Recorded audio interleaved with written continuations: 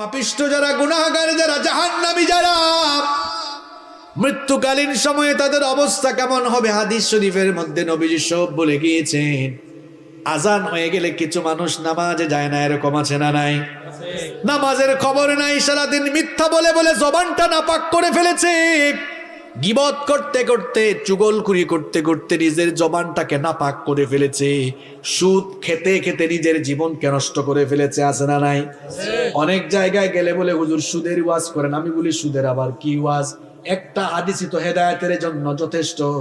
নবীজি বলেছেন সুদের 70টিরও বেশি গুনাহ আছে, তার মধ্যে সর্বনিম্ন গুনাহ হলো নিজের মায়ের সঙ্গে জেনা করা। এর ওয়াজ তার জন্য।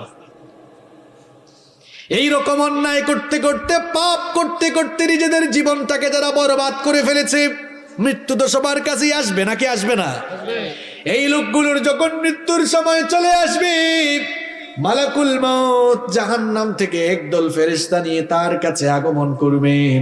তার কাছে আগমন করে মালাকুল মউত বলবেন, ইয়া আইয়াতুহান নাফসুল খাবিথা, হে অপবিত্র আত্মা, পাপিষ্ঠ আত্মা, উখরুজি ইলা সাখাতিন মিনাল্লাহি ওয়া গযব, আল্লাহর অসন্তুষ্টি আর আল্লাহর গজবের উদ্দেশ্যে বের হয়ে আসো।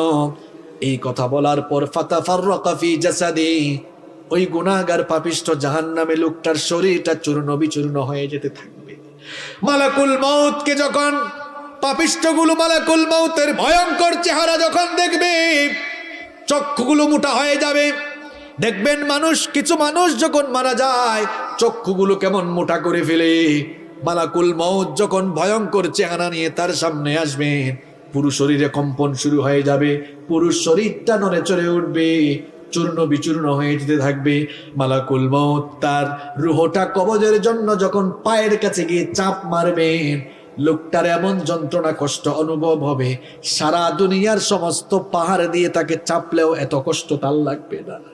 মালাকুল মউত তাকে এমন ভাবে কষ্ট দেওয়া শুরু করবে, কষ্ট আর কষ্ট। সেদিন বুঝবে লোকটা কষ্ট কারে কয়, যন্ত্রণা কাকে বলে, যন্ত্রণা কত প্রকার, কি কি ওই দিন লোকটা হারে হারে টের পাবে।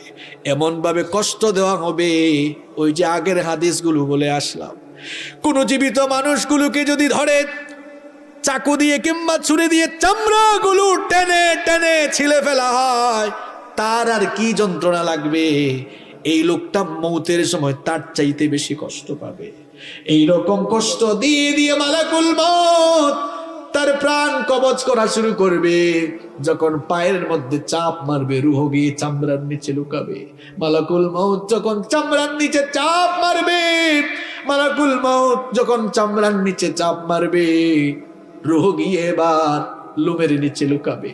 এই রকম কষ্ট দিয়ে দিয়ে দিয়ে দিয়ে লোকটার প্রাণ যখন একেবারে গলা পর্যন্ত চলে আসবে, লোকটা বুঝতে পারবে আমার দুনিয়া থেকে যাওয়ার সময় চলে এসেছে। নিজের হাত পাশে নিজেই ছেড়ে দিবে, মৃত্যুর জন্য প্রস্তুত হয়ে যাবে। এই লোকটা যখন, এই লোকটার রূহ যখন মালাকুল মউত কবজ করে ফেলবেন, ওই যে জাহান্নামের একদল বাহিনী নিয়ে এসেছিলেন, জাহান্নামের ফেরেশতাদের বাহিনী এবার ওই লোকটার রূহটাকে জাহান্নামের দুর্গন্ধযুক্ত কাপড়ের মধ্যে মুড়ায় ফেলবে। যখন তারা রওনা হবে, লোকটার আত্মা থেকে এমন নিকৃষ্ট দুর্গন্ধ বের হবে, এমন নিকৃষ্ট দুর্গন্ধ বের হবে। এই নিকৃষ্ট দুর্গন্ধযুক্ত আত্মা নিয়ে যখন তারা প্রথম আসমানে যাবে, প্রথম আসমানের দরজা খোলার জন্য অনুমতি চাওয়া হবে। ফেরেশতা বলবে, কোন অপবিত্র, কোন পাপিষ্ঠ লোকটার আত্মা নিয়ে এসেছো? ফেরেশতারা পরিচয় করিয়ে দিবে, ওই তো ভাঙ্গা উপজেলার অমুক এলাকার অমুক লোকটার রূহ। ফেরেশতারা বলবে, এই দুর্গন্ধযুক্ত অপবিত্র জাহান্নামে পাপিষ্ঠ লোকটার জন্য, এই লোকটার জন্য আসমানের দরজা খোলা হবে না, তার রূহটাকে আইল্লিনে নেওয়ার সুযোগ দেওয়া হবে না। এই কথা বলে ফেরেশতা তার রূহটাকে এমন সজোরে ধাক্কা দিবে, এক ধাক্কার চোটে এই দুনিয়ার জমিনের 70,000 গজ মাটির নিচে সিজ্জিনের মধ্যে গিয়ে তার রূহটা পতিত হবে। মজা বুঝবা সেদিন। সিজ্জিন, যেখানে পাপিষ্ঠ জাহান্নামীদের আত্মাকে সংরক্ষণ করা হয়। আর যদি নেককার মানুষ হয়, 2 নাম্বার শুনেন, নেককার মানুষ যারা আজান হয়ে গেলে এই মসজিদে চলে যায়, হারাম খায় না, সুদ খায় না, ঘুষ খায় না, মানুষের উপর জুলুম করে না, মানুষের হক নষ্ট করে না, জবান দিয়ে মিথ্যা বলে না, মানুষের গীবত করে না, চুগলখুরি করে না, জবানটাকে পবিত্র রাখে, হেফাজত করে দিন মেনে চলে, আল্লাহকে ভয় করে জীবন যাপন পরিচালনা করে। মাত্র 20, 30, 50, 60, 70 বছরের হায়াত, এই হায়াতটাকে যারা আল্লাহর পথে কাটিয়ে দিয়েছে, ওই মানুষগুলোর মৃত্যুর সময় যখন চলে আসবে, মালাকুল মউত জান্নাতের একদল ফেরেশতা নিয়ে লোকটার কাছে এসে প্রথমে সালাম দিবে। জোরে কোন কি দিবে? বলেন তো, বেঈমান গুনাহগার পাপী তাকে কি সালাম দিয়েছে নাকি? কিন্তু যখন নেককার মানুষ তার কাছে আসবে তখন এসে সালাম দিবে। আল্লাহ তাআলা কোরআনে বলেছেন, আল্লাযীনা তাতাওয়াফফাহুমুল মালাঈকাতু তাইয়্যিবিনা ইয়াকুলুনা সালামুন আলাইকুম উদখুলুল জান্নাতা বিমা কুনতুম তা'মালুন। কোরআনুল কারীমের 16 নম্বর সূরা সূরাতুন নাহালের 32 নম্বর আয়াতে আল্লাহ তাআলা বললেন, ওই সকল পবিত্র লোকদের মৃত্যুর সময় ফেরেশতা এসে সালাম দিয়ে বলবে, আল্লাহর বান্দা তোমার উপরে সালাম, তোমার জন্য সালাম, তোমার প্রতি সালাম দিলাম, আল্লাহর জান্নাতে দাখিল হওয়ার জন্য তুমি প্রস্তুতি গ্রহণ করো। সুবহানাল্লাহ। ফেরেশতা বলবে, ইয়া আইয়ুহান নাফসুত তাইয়্যিবা উখরুজি ইলা মাগফিরাতিন মিনাল্লাহি ওয়া রিদওয়ান। হে পবিত্র আত্মা, আল্লাহর সন্তুষ্টি আর ক্ষমার উদ্দেশ্যে তুমি বের হয়ে আসো। এই কথা বলে ফেরেশতা যখন তার রূহ কবজ করা শুরু করবে, নেককার দিনদার মানুষগুলোর রূহ যখন কবজ করা হবে, মৃত্যুর যন্ত্রণা তাদের আর ফিল হবে না। ব্যাপারটির উদাহরণ আমি এইভাবে দিচ্ছি, দেখবেন ছোট্ট বাচ্চারা ক্ষুধা পেলে কি করে? আপনাদের এলাকায় হাসে নাকি? ছোট্ট বাচ্চারা ক্ষুধা পেলে কি করে? কান্না করে। কান্না করার পর মা যখন সন্তানকে কুলে নিয়ে দুধ খাওয়ায়, দুধ পান করায়, বাচ্চা তখন কি কান্না করে নাকি? বাচ্চা তখন কান্না বন্ধ করে দুধ পান করে করে আরাম করে ঘুমিয়ে যায়। নেককার দিনদার আল্লাহওয়ালা মানুষ যারা, এদের মৃত্যুর সময় অবস্থা এমন হবে, একটি শিশু মায়ের কোলে দুধ পান করে যেমন আরাম করে ঘুমিয়ে যায়, ঠিক তেমনি ভাবে আল্লাহওয়ালা দিনদার মানুষগুলোর মৃত্যুর সময় ফেরেশতা এসে যখন জান্নাতের দৃশ্য তুলে ধরবে, জান্নাতের দৃশ্য দেখতে দেখতে দেখতে দেখতে আরাম করে সে ঘুমায়া যাবে। আল্লাহ এমন মৃত্যু আমাদেরকে নসিব করে দিও। আরো আসতে বলেন আমিন। তার রূহটাকে কবজ করার পর ফেরেশতারা এবার, জান্নাতি ফেরেশতারা এবার ওই পবিত্র লোকটার রূহটাকে এবার জান্নাতি কাফনের কাপড় দিয়ে মোড়াবে, জান্নাতি কাফনের কাপড় দিয়ে মোড়াবে, আর এমন সুগন্ধ তার আত্মা থেকে বের হতে থাকবে, মেশকের সুগন্ধির চাইতে আরো সুগন্ধি বের হতে থাকবে। প্রথম আসমানে যখন যাওয়া হবে, প্রথম আসমানে যাওয়ার পর আসমানের দরজা খোলার জন্য অনুমতি চাওয়া হবে। ফেরেশতা আহলান সাহলান, ওয়েলকাম ওয়েলকাম, মোবারকবাদ জানিয়ে দরজা খুলে দিবে আর বলবে, কোন লোকটার রূহ নিয়ে এসেছো? এত সুগন্ধি ছড়ায়, চতুর্দিক থেকে শুধু সুগন্ধি বের হয়। ফেরেশতারা পরিচয় করিয়ে দিবে, ভাঙ্গা উপজেলার অমুক এলাকার অমুক লোক। লোকটা বড় নামাজি ছিল, আল্লাহওয়ালা ছিল, মা বাবার খেদমত করত, আল্লাহকে ভয় করে জীবন যাপন করত, কোনোদিন হারাম আর অন্যায় পথে জীবন যাপন করে নাই। ফেরেশতারা ওয়েলকাম করে যখন প্রথম আসমানের দরজা খুলে দিবে, এইভাবে একটার পর একটা দরজা খুলতে খুলতে 7 আসমানের উপরে ইল্লিন রয়েছে। ইল্লিন হচ্ছে আল্লাহওয়ালা মুত্তাকি পরহেজগার জান্নাতি মানুষদের রূহ সংরক্ষণ করার জায়গা। ফেরেশতারা সেখানে নিয়ে ওই লোকটার রূহকে সংরক্ষণ করবে, আর তখন তাকে বলা হবে, ইয়া আইয়াতুহান নাফসুল মুতমাইন্নাতু তুরজিই ইলা রাব্বিকি রাদিয়াতাম মারদিয়া ফাদখুলি ফি ইবাদি ওয়াদখুলি জান্নাতি। বলা হবে, হে প্রশান্ত আত্মা, হে প্রশান্ত আত্মা, আল্লাহর সন্তুষ্টির উদ্দেশ্যে বের হয়ে আসো, আল্লাহর নেককার বান্দাদের মধ্যে শামিল হও আর আল্লাহর জান্নাতের ভেতরে দাখিল হয়ে যাও। এটা হচ্ছে নেককারদের মৃত্যুর অবস্থা। 3 নম্বর কি বলেছিলাম? শহীদ।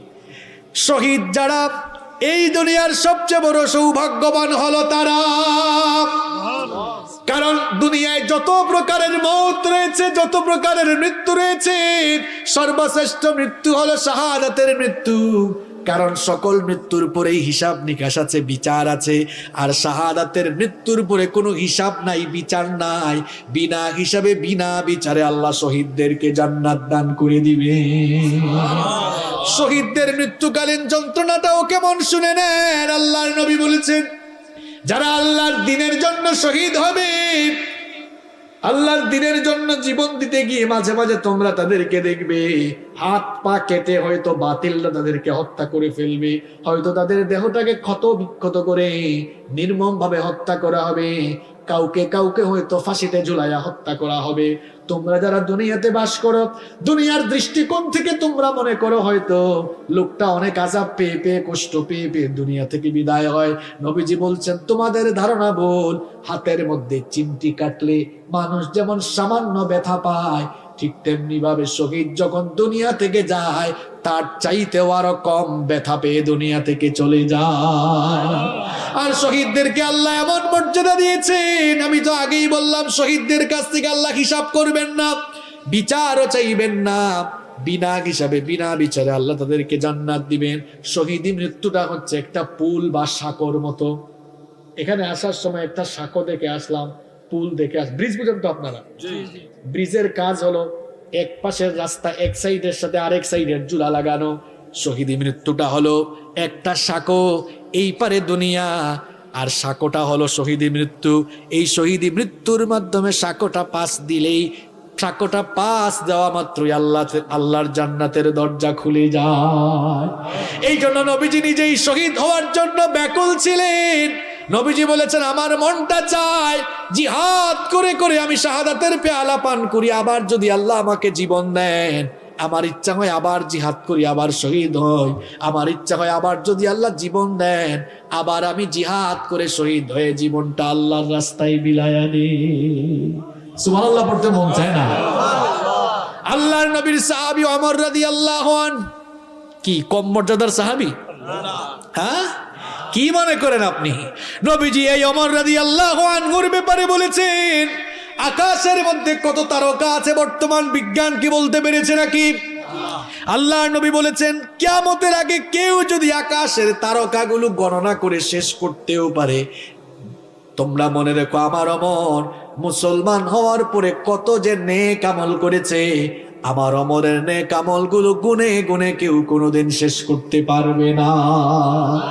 ওমর রাদিয়াল্লাহু আনহুর ব্যাপারে নবীজি কত বড় কথা বললেন শুনেন। নবীজি বললেন, লা নাবিয়্যা ওয়ালা রাসূলা মিন বাদি, আমার পরে কোনো নবী নাই, আমার পরে কোনো রাসূল নাই। লাউ কানা নাবিয়্যাম মিন বাদি লাকানা উমার, আমার পরে কেউ যদি নবী হওয়ার যোগ্যতা রাখতো, আমার ওমর আমার পরে নবী হয়ে যেত। সেই ওমর রাদিয়াল্লাহু আনহু হাত তুললে কি দোয়া করতেন শুনেন। আমার আপনার খাসলত হলো আমরা হাত তুললেই দোয়া করি, আল্লাহ সম্পদ আরো বাড়ায় দাও, আরো কিছু হায়াত দাও, ছেলে মেয়েকে এইটা করো ওইটা করো, চাকরিতে বরকত দাও, ব্যবসায় বরকত দাও। আর ওমর রাদিয়াল্লাহু আনহুর মুনাজাতটা কেমন ছিল শুনেন। তিনি হাত তুললেই দোয়া করতেন, আল্লাহুম্মা রযুকনি শাহাদাতান ফি সাবিলিক ওয়াজআল মাউতি ফি বালাদি রাসূলিক। তিনি বলতেন, অগরাব আমাকে তুমি রাসূলের পবিত্র শহরে মৃত্যু নসিব করে দিও, আর মৃত্যুর সময় শাহাদাতের মৃত্যু নসিব করে দিও।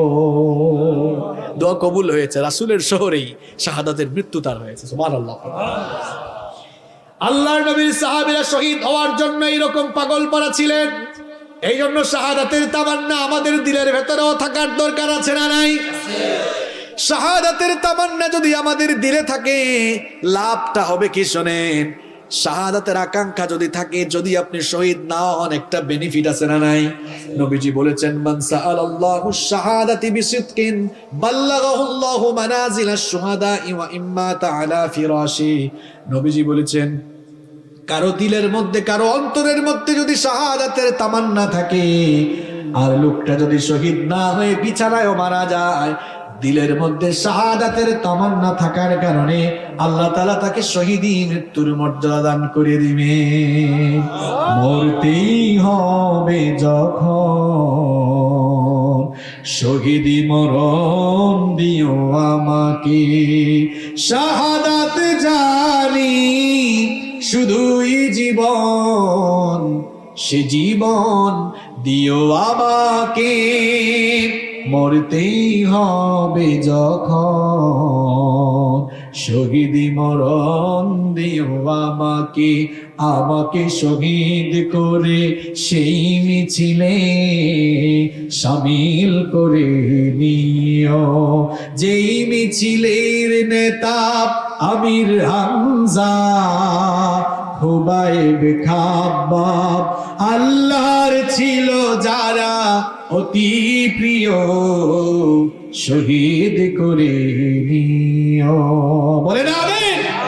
যারা আল্লাহর রাস্তায় মারা যায়, আল্লাহ বলছেন তারা মরে না, তারা জীবিত। সুবহানাল্লাহ পড়েন। আল্লাহর পথে যারা জীবন দিল, তাদেরকে মৃত বলো না। কোরআনের পথে যারা শহীদ হলো, তাদেরকে মৃত বলো না। ওরা তো চায়নি কো আয়েশি জীবন, চায়নি কো তারা জুলুম শোষণ। আল্লাহর এই পৃথিবীতে তারা, আল্লাহর এই পৃথিবীতে তারা চেয়েছিল আল্লাহর শাসন, তাদেরকে মৃত বলো না। অন্যায় আর মিথ্যার সাথে আপোষ করেনি তারা কোনো মতে। লাল তাজা খুন ঢেলে দিয়ে গেছে এই নগরী, এই রাজপথে। মৃত্যু তাদের কাছে নয় তো মৃত্যু আরেক নাম নবজীবনে। হে খোদা মৃত্যুর এই বাসনা, হে খোদা মৃত্যুর এই বাসনা দাও অন্তরে সব মুমিনের, তাদেরকে মৃত বলো না। আল্লাহর পথে যারা জীবন দিল, তাদেরকে মৃত বলো না। নিষেধ করেছেন কে? নিষেধ করেছেন কে? এই মৃত্যু আমাদের কাছে আসবে না। মৃত্যুর বৈশিষ্ট্য আর মৃত্যু যন্ত্রণার ধরন বললাম। সর্বশেষ যে কথাটি বলতে চাই, আল্লাহর নবীকে প্রশ্ন করা হয়েছিল, মান আকিয়াসুন নাস ওয়া আহজাবুন নাস। নবীকে প্রশ্ন করা হলো, নবী গো সবচেয়ে চালাক আর বুদ্ধিমান কে? এই প্রশ্ন আপনাদেরকে করলে ভাঙ্গার মানুষ তো চাঙ্গা জবাব দিবে, হুজুর কম বয়সে যারা মাল কামাইছে, জায়গা সম্পদ বাড়ি গাড়ি করে ফেলছে, এরাই চালাক। এই উত্তর কি সঠিক? আপনি না হয় একটা বাড়ি বানিয়েছেন, একটা বাড়ি করতে করতে মানুষের 40-50 বছর সময় লেগে যায়। ধরলাম 60 বছর বাঁচবেন, 50 বছর লাগলো বাড়ি করতে, থাকবেন আর কয়দিন? কথা কর না কেন? এই 10 বছরে তো আরামে থাকার জন্য এত হারাম খড়ি করে যাচ্ছেন, আর কবরে কত হাজার কোটি বছর থাকবেন আপনি জানেন না। কবরের বাড়ি কি ভালো করে তৈরি করেছেন? নিজের বিবেককে প্রশ্ন করুন। আমি এমন বহু মানুষ দেখেছি, বাড়ি বানাচ্ছে বাড়ি বানাচ্ছে, বাড়িটা শেষ আর কয়েকদিন পর উঠে যাবে, ওই সময় মরে গেছে। আছে? আল্লাহ নবীকে জিজ্ঞেস করা হলো সবচেয়ে চালাক আর বুদ্ধিমান কে? নবীজি কি জবাব দিলেন দেখেন, আকসারুহুম যিকরাল লিল মাউত ওয়া আকসারুহুম ইস্তিদাদাল লিল মাউত। নবীজি বললেন, মানুষের মধ্যে সবচেয়ে চালাক আর বুদ্ধিমান হলো সে ব্যক্তি যে বেশি বেশি মৃত্যুর কথা স্মরণ করে মৃত্যুর জন্য প্রস্তুতি গ্রহণ করে। সুবহানাল্লাহ। মৃত্যু পরবর্তী জীবনটাকে সুন্দর করার জন্য মৃত্যুর প্রস্তুতি গ্রহণ করে অন্যায় ছেড়ে দেন, অপকর্ম ছেড়ে দেন, আজান হলে নামাজে যান। আপনার তো দিনটা শুরু হয় শয়তানের গোলামি দিয়ে। নামাজ আদায় করলে খুশি হন কে? আল্লাহ। নামাজ চাললে খুশি হয় কে? কিরে ভাই, ফজরের নামাজ ছাইরা দিয়া আপনি কারে খুশি করে দিনটা শুরু করছেন? ফজরের নামাজে গেলে খুশি হন কে? আল্লাহ। গোলামি হয় কার? আর নামাজে না গেলে গোলামিটা হয় কার? তো আপনি কার গোলামি দিয়া দিন শুরু করেন? চেহারা সুরাতে মাইন্ডসেট জাত হলেও আপনি হচ্ছেন আসলে শয়তানের খাস গোলাম। নিজেকে আল্লাহর গোলাম বানান, আল্লাহর গোলাম বানান নিজেকে। 5 ওয়াক্তের নামাজ ছেড়ে দিয়ে শয়তানের গোলামি করে আল্লাহর গোলাম পরিচয় দিতে আপনার কি একটু লজ্জা শরম লাগে না মিয়া? আগে নামাজ ঠিক করেন। সালাত ইজ দ্য কি অফ সাকসেস, সালাত ইজ দ্য কি অফ প্যারাডাইস। নামাজ সফলতার চাবি, নামাজ জান্নাতের চাবি। যুবকরা, আজান হলে নামাজে যাইও ভাই, নামাজে যাইও। তোমরা নামাজের সামনের কাতারে থাকবা। তোমাদের এই বয়সটা চরিত্র গঠনের বয়স।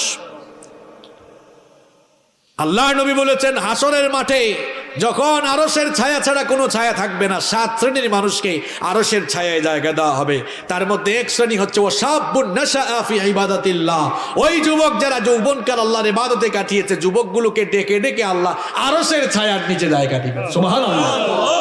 আমার কলিজার টুকরা ভাইরা, যুবক ভাইরা যারা কলেজে বিশ্ববিদ্যালয়ে পড়ো, অনেকে এশার নামাজে যায় না, কয় পড়ার time.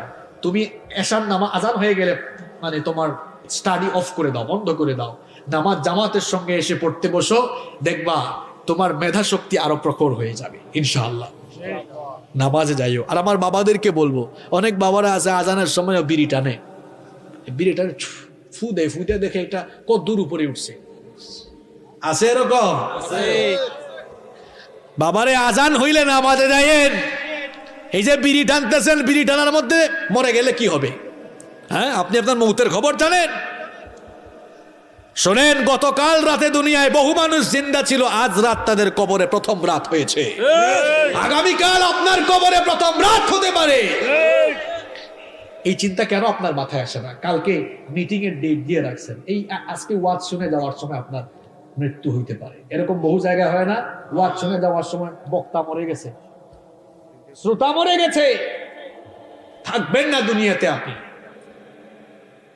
Keep in your mind, মনে রাখবেন মৃত্যু আপনার সামনে, সামনে না, মৃত্যু পেছনে, কবর সামনে। মৃত্যুটা পেছনে তারা করছে, যে কোনো সময় আপনাকে ধরে ফেলবে আর কবরে নিয়ে যাবে। আর কবর খুব সাংঘাতিক জায়গা, কবরে কোনো ক্লাস নাই। রব্বুল আলামিন কোরআনুল কারীমের 23 নম্বর সূরা সূরাতুল মুমিনুনের 12 নম্বর আয়াত থেকে এবার বলছেন, ওয়ালাকাদ খালাকনাল ইনসানা মিন সুলালাতিন মিন তিন সুম্মা জাআলনাহু নুতফাতান ফি قرار مكين ثم خلقنا النطفة علقة فخلقنا العلقة مضغة فخلقنا المضغة عظاما فكسونا العظام لحما الله تعالى বলছেন, অবশ্যই আমি মানুষকে মাটির নির্যাস থেকে সৃষ্টি করেছি। পুরুষের স্পাম আর মহিলাদের অভাব, এই দুটোকে মিলে একত্রিত করে 1 ফোঁটা নাপাক পানি তোমার মায়ের জরায়ুর ভেতরে একেবারে সুরক্ষিত জায়গায় আমি রেখে দিলাম। আল্লাহ তাআলা বলছেন, বান্দারে তুমি তো কিছুই ছিলে না, 1 ফোঁটা নাপাক পানি থেকে তোমার পয়দা হয়েছে। এই দুনিয়াতে আসার পরে আমাদের অনেকের ফুটা নিয়ে তো বেড়ে যায়, কত ভাবসাব, কত অহংকার নিয়ে আমরা অনেকে চলাফেরা করি। অথচ আল্লাহ তাআলা বলছেন, 1 ফোঁটা নাপাক পানি থেকে তোমার পয়দা হয়েছে। এমন নাপাক পানি থেকে তোমার পয়দা হয়েছে, যেই নাপাক পানি ফুটা বের হয়ে গেলে মানুষের উপর গোসল ফরজ হয়ে যায়। এমন 1 ফোঁটা নাপাক পানি থেকে বান্দা তোমার পয়দা হয়েছে। ওই নাপাক পানি ফোঁটাকে আমি তোমার মায়ের জরায়ুর ভেতরে সুরক্ষিত জায়গায় রেখে দিলাম। এরপরে এই নাপাক পানি ফোঁটাকে জমাট বাঁধা রক্তে পরিণত করলাম। অতঃপর সেই জমাট বাঁধা রক্তকে আমি গোশতপিণ্ড পরিণত করলাম। তার উপরে সেই গোশতপিণ্ডকে বড় একটা হাড্ডিতে রূপান্তর করলাম। তখনও তোমার কান ছিল না, চক্ষু ছিল না, নাক ছিল না, ঠোঁট ছিল না, ফেস কাটিং ছিল না, কিছুই ছিল না, হাত ছিল না, পা ছিল না। আল্লাহ তাআলা বলছেন, এরপরে আমি হাড্ডির উপরে গোশতের পোশাক পরিয়ে দিয়ে তোমার হাত দিলাম, পা দিলাম, চোখ দিলাম, ঠোঁট দিলাম, নাক দিলাম, কান দিলাম, সুন্দর একটা ফেস কাটিং দিয়ে তোমার মায়ের গর্ভের ভেতরে আমি আল্লাহ তোমাকে বানালাম। এরপরে নির্দিষ্ট একটা সময় পর্যন্ত তোমার মায়ের গর্ভের ভেতরে আমি তোমাকে রেখে দিলাম। এরপরে ছোট্ট একটা বাচ্চার আকারে মায়ের পেটের ভেতর থেকে তোমাকে বের করে নিয়ে আসলাম। সুবহানাল্লাহ। এই পৃথিবীতে তুমি আসলে, আসার পরে এখানে তুমি চিরকাল থাকবে না। আল্লাহ তাআলা বলছেন, সুম্মা ইন্নাকুম বা'দা যালিকা লামাইয়িতুন, এরপরে তোমরা সবাই মৃত্যুর স্বাদ আস্বাদন করবে।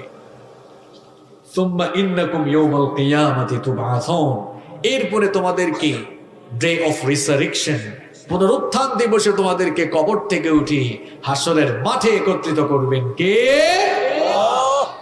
কিছুই ছিলাম না আমরা, আমাদেরকে সৃষ্টি করে পয়দা করে দুনিয়াতে পাঠিয়েছেন কে? যেখানে এসেছি সেখানে থাকবো না, যার কাছ থেকে এসেছি তার কাছেই চলে যাব। ইন্না লিল্লাহি ওয়া ইন্না ইলাইহি রাজিউন, নিশ্চয়ই আমরা আল্লাহ এবং আমরা আবার তার কাছেই ফিরে যাব। তার সাউন্ড অ্যাডজাস্টমেন্ট কিন্তু খুবই ভয়াবহ খারাপ। এটা এখন ঠিক করার ইয়া না, আপনি ঠিক করবেন না, ঠিক করতে গেলে এখন অসুবিধা হবে। এটা তো আমি মাহফিলে আসার আগে বলে দিই, আমার মনে হয় এই কমিটিকেও সকাল। আর আপনারা যারা মাইকের ভাইরা আছেন, একটা প্রোগ্রামে এতগুলো মানুষ আসে, আমরাও আসি কষ্ট করে, সাউন্ড যদি অ্যাডজাস্টমেন্ট করতে না পারেন প্রোগ্রামের সবকিছু তো আপনারা নষ্ট করে ফেলবেন। আপনার মাইক্রোফোনগুলো কি দিয়েছেন আমি জানি না, আপনি মাইক্রোফোন দিবেন আহুজা 3400 অথবা 3500 মডেল, তাই এটা এগিয়ে গিয়ে বলতেছি কথা, তাও তো যায় না।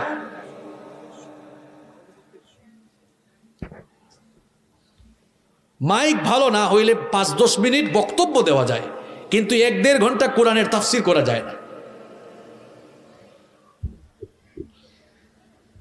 সম্মানিত সুধী মণ্ডলী, দাঁড়ান, এখন আর ঠিক হবে না। আপনারা বছরে মাহফিল করেন একটা, আর আমরা ডেইলি করি 2-3টা, আমাদের অভিজ্ঞতা আছে তো আপনাদের চেয়ে বেশি। মাইক যদি আসরের সময় মাগরিবের সময় ঠিক না করে, হুজুর উঠার পরে, বক্তা উঠার পরে মাইক ঠিক করতে যাবে, মাহফিলের অঘটন ঘটাইছেন। এটা ঠিক করার টাইম ছিল আসরের সময়, মাগরিবের সময়, এখন কেন ঠিক করবেন আপনি? আপনারা শুনে যেমন মজা পাচ্ছেন না, আমি কথা বলেও আরাম ফিল করছি না। সম্মানিত সুধী মণ্ডলী, তাহলে যেখানে আমরা আছি এখানে আমরা থাকবো না, সবাই আমরা চলে যাব। Every soul will take the test of death, প্রত্যেক প্রাণসত্তাকে মৃত্যুর স্বাদ আস্বাদন করতে হবে, কেউ আমরা থাকবো না।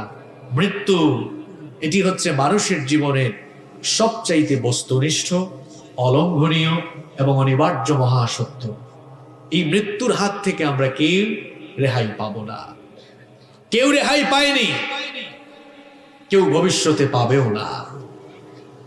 এই মৃত্যুর কিছু বৈশিষ্ট্য রয়েছে, দেয়ার আর সাম ক্যারেক্টারিস্টিক অফ ডেথ, মৃত্যুর কিছু বৈশিষ্ট্য রয়েছে। এই মৃত্যুর মোট 8টি বৈশিষ্ট্য রয়েছে। আমার কথা আপনারা বুঝে থাকলে জবাব দেন তো, মৃত্যুর মোট কয়টি বৈশিষ্ট্য রয়েছে? 8টি। চলেন আমরা জেনে নেই। ফার্স্ট অফ অল, প্রথমত হচ্ছে এটি এমন একটি বিষয়, মৃত্যু এটি এমন এক পেয়ালা, এই পেয়ালা থেকে সবাই পান করবে, মরণের স্বাদ সকলকেই ভোগ করতে হবে। প্রত্যেকটি প্রাণসত্তাকেই মরণের স্বাদ আস্বাদন করতে হবে। এই জন্য যাদের প্রাণ আছে কেউ যেন মৃত্যু সম্পর্কে গাফেল হয়ে না যায়। রব্বুল আলামিন এই মৃত্যুর কথা একটি আয়াতে নয়, কোরআনুল কারীমের ভিন্ন ভিন্ন 4টি জায়গায় আল্লাহ একই কথা 4 বার বলেছেন। কুল্লু নাফসিন যায়িকাতুল মাউত, তিন জায়গায় ভিন্ন ভিন্ন তিনটি জায়গায় একই কথা আল্লাহ তিনবার বলেছেন। সূরা আলে ইমরান 185 নম্বর আয়াত, সূরাতুল আম্বিয়া 35 নম্বর আয়াত, সূরাতুল আনকাবুত 57 নম্বর আয়াত। সেম কথা আল্লাহ কয়বার বলেছেন? তিনবার। আল্লাহ বলেছেন কুল্লু নাফসিন দাইকাতুল মাউত, every soul will take the test of death, everyone will take the test of death. প্রত্যেককেই মরণের স্বাদ আস্বাদন করা লাগবে। আরবের এক কবিতার কবিতা এই জন্য বড় সুন্দর করে বলেছেন, আল মাউতু কাসুন কুল্লু নাসিন শারিবুন ওয়াল কবরু বাইতুন কুল্লু নাসিন দাখিলুন। মৃত্যু হচ্ছে এমন এক পেয়ালা, এই পেয়ালা থেকে সবাই পান করবে, আর কবর এমন একটি ঘর যেই ঘরে সকলকেই প্রবেশ করা লাগবে। বিভিন্ন মসজিদের মাইকে দেখবেন মাঝে মাঝে বিভিন্ন মানুষের মৃত্যুর খবর এলান হয়। বিভিন্ন মানুষের মৃত্যুর খবর ঘোষণা করতে করতে আর মসজিদের মাইক থেকে বিভিন্ন মানুষের মৃত্যুর খবর শুনতে শুনতে এমন একটা দিন আসবে, এমন একটা সময় আসবে যখন আপনার মৃত্যুর খবর মসজিদের মাইকে ঘোষণা হবে, যখন আপনার মৃত্যুর খবর দিকে দিকে মানুষকে শোনানো হবে। এই সময় আসবে কিনা বলেন? কত মানুষের জানাজায় আপনি গিয়েছেন। একটা সময় আসবে যখন চতুর্দিক থেকে মানুষেরা ছুটে আসবে আপনাকে জানাজা দেওয়ার জন্য। এখন রাত 10:45 বাজে। আগামীকাল 10:45 রাত 10:45 আপনি মাটির নিচে কবরে ঘুমিয়ে থাকতে পারেন। আপনি মনে করছেন হুজুর আমি তো সুস্থ মানুষ, আমি তো এত তাড়াতাড়ি যাওয়ার কথা না। পৃথিবীতে এমন বহু অসুস্থ মানুষ আছে, ডাক্তার বলেছে 3 দিনের ভেতর মারা যাবে, কিন্তু দেখা গিয়েছে আল্লাহ তার কুদরত দিয়ে 3 দিন নয় মাসের পর মাস আল্লাহ ওই রোগীকে বাঁচিয়ে রেখেছে। এরকম আছে না নাই? আবার পৃথিবীতে এমন বহু সুস্থ মানুষ আছে, সুস্থ শরীর নিয়ে রাতের বেলা ঘুমায়, ফজরের সময় ঘর থেকে লাশ বের হয়ে যায়। আছে এরকম? এখন যার হাতে একটা স্মার্টফোন আছে আর ফোনের মধ্যে যদি ইন্টারনেট কানেকশন থাকে, গোটা দুনিয়া তার হাতের মুঠায়, গোটা দুনিয়ার খবর সে মুহূর্তেই নিয়ে ফেলতে পারবে। কিন্তু আমার বাবারা, আমার ভাইয়েরা, গোটা দুনিয়ার খবর যদিও আমরা মুহূর্তের মধ্যে নিয়েও ফেলতে পারি, আমরা কেউ জানি না আমাদের কার জন্য কাফনের কাপড় এসে দোকানে রেডি হয়ে আছে। কেউ জানেন আপনারা? হয়তো অনেকে ভাবতে পারে যে না আমি তো সুস্থ সবল মানুষ, কত সুস্থ মানুষ হঠাৎ করে মারা যাচ্ছে, এরকম আছে না নাই? সবাই চলে যাব। তাহলে মৃত্যুর প্রথম বৈশিষ্ট্য হচ্ছে সকলকে এই মৃত্যুর স্বাদ আস্বাদন করা লাগবে। নাম্বার 2 নম্বর হচ্ছে no one can escape from death. এই মৃত্যু থেকে কেউ পালিয়ে বাঁচতে পারবে। ভাঙ্গা থানায় আপনার নামে মামলা হয়েছে, ভাঙ্গা থানায় আপনার নামে মামলা হওয়ার পর রাত 1টার দিকে পুলিশ ফোর্স নিয়ে বের হয়েছে আপনাকে অ্যারেস্ট করার জন্য। এক বন্ধু সেটা দেখেছে, দেখার পরে আপনাকে বলল দোস্ত তোর বাড়ির দিকে দেখেছি পুলিশ যাচ্ছে, যদি বাড়িতে থাকিস তাড়াতাড়ি বের হয়ে যা, পুলিশ পাইলেই কিন্তু তোরে অ্যারেস্ট করে ফেলবে। এই কথা শোনার পরে বন্ধু কি বাড়িতে থাকবে নাকি বাড়ি থেকে পালাবে? পুলিশের হাত থেকে বাঁচার জন্য হয়তো পালিয়ে, আপনি ঘর থেকে পালিয়ে পেছনের দরজা দিয়ে দৌড় দিয়ে হয়তো পুলিশের হাত থেকে রক্ষা পাবেন। কিন্তু যেই দিন যেই সময় মালাকুল মউত চলে আসবে, দৌড়াইয়া কুল পাবেন না, যেখানেই যান না কেন মালাকুল মউত সামনে এসে দাঁড়িয়ে যাবে।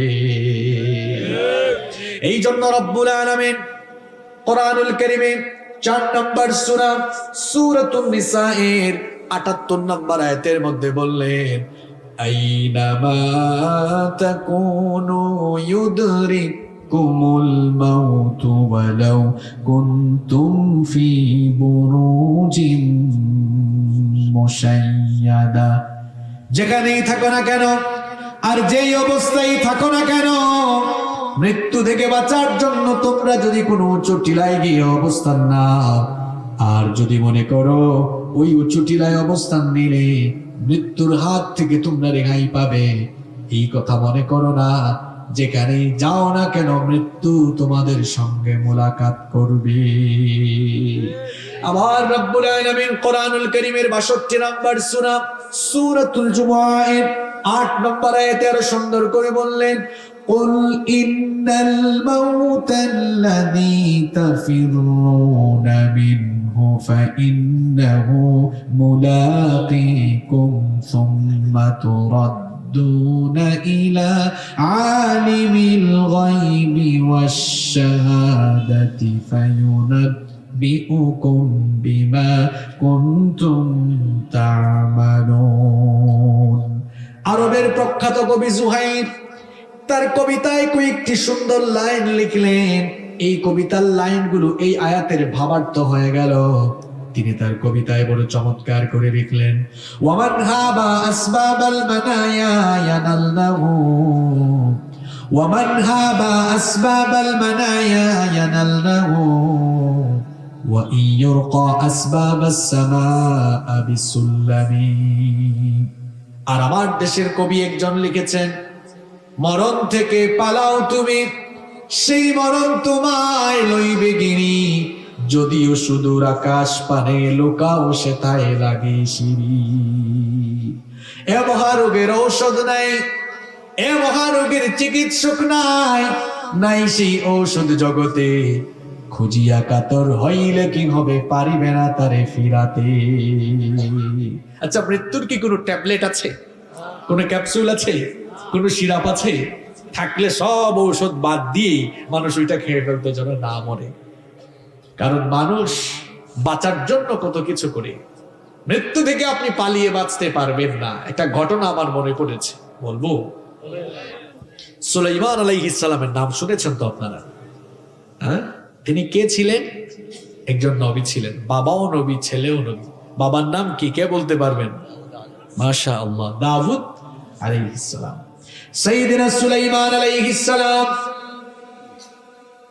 রব্বুল আলামিন তাকে একদিকে নবুয়ত দিয়েছিলেন, অন্যদিকে তাকে পৃথিবীর বাদশাহী দান করেছিলেন। তিনি কেবলমাত্র মানুষ নয়, জিনদেরকেও তিনি শাসন করেছেন। আর আল্লাহ তাআলা তাকে এমন মুজিজা দিয়েছেন, মাত্র 13 বছর বয়সে তিনি তার বাবার রেখে যাওয়া সিংহাসনে আরোহণ করে গোটা পৃথিবী তিনি শাসন করেছেন। আর রব্বুল আলামিন তাকে এমন মুজিজা দিলেন, তিনি যখন সকালবেলা ভোরবেলা তার সিংহাসনে আরোহণ করতেন, বিনা ইঞ্জিনে বাতাসের মাধ্যমে 1 মাসের পথ তিনি চলে যেতেন।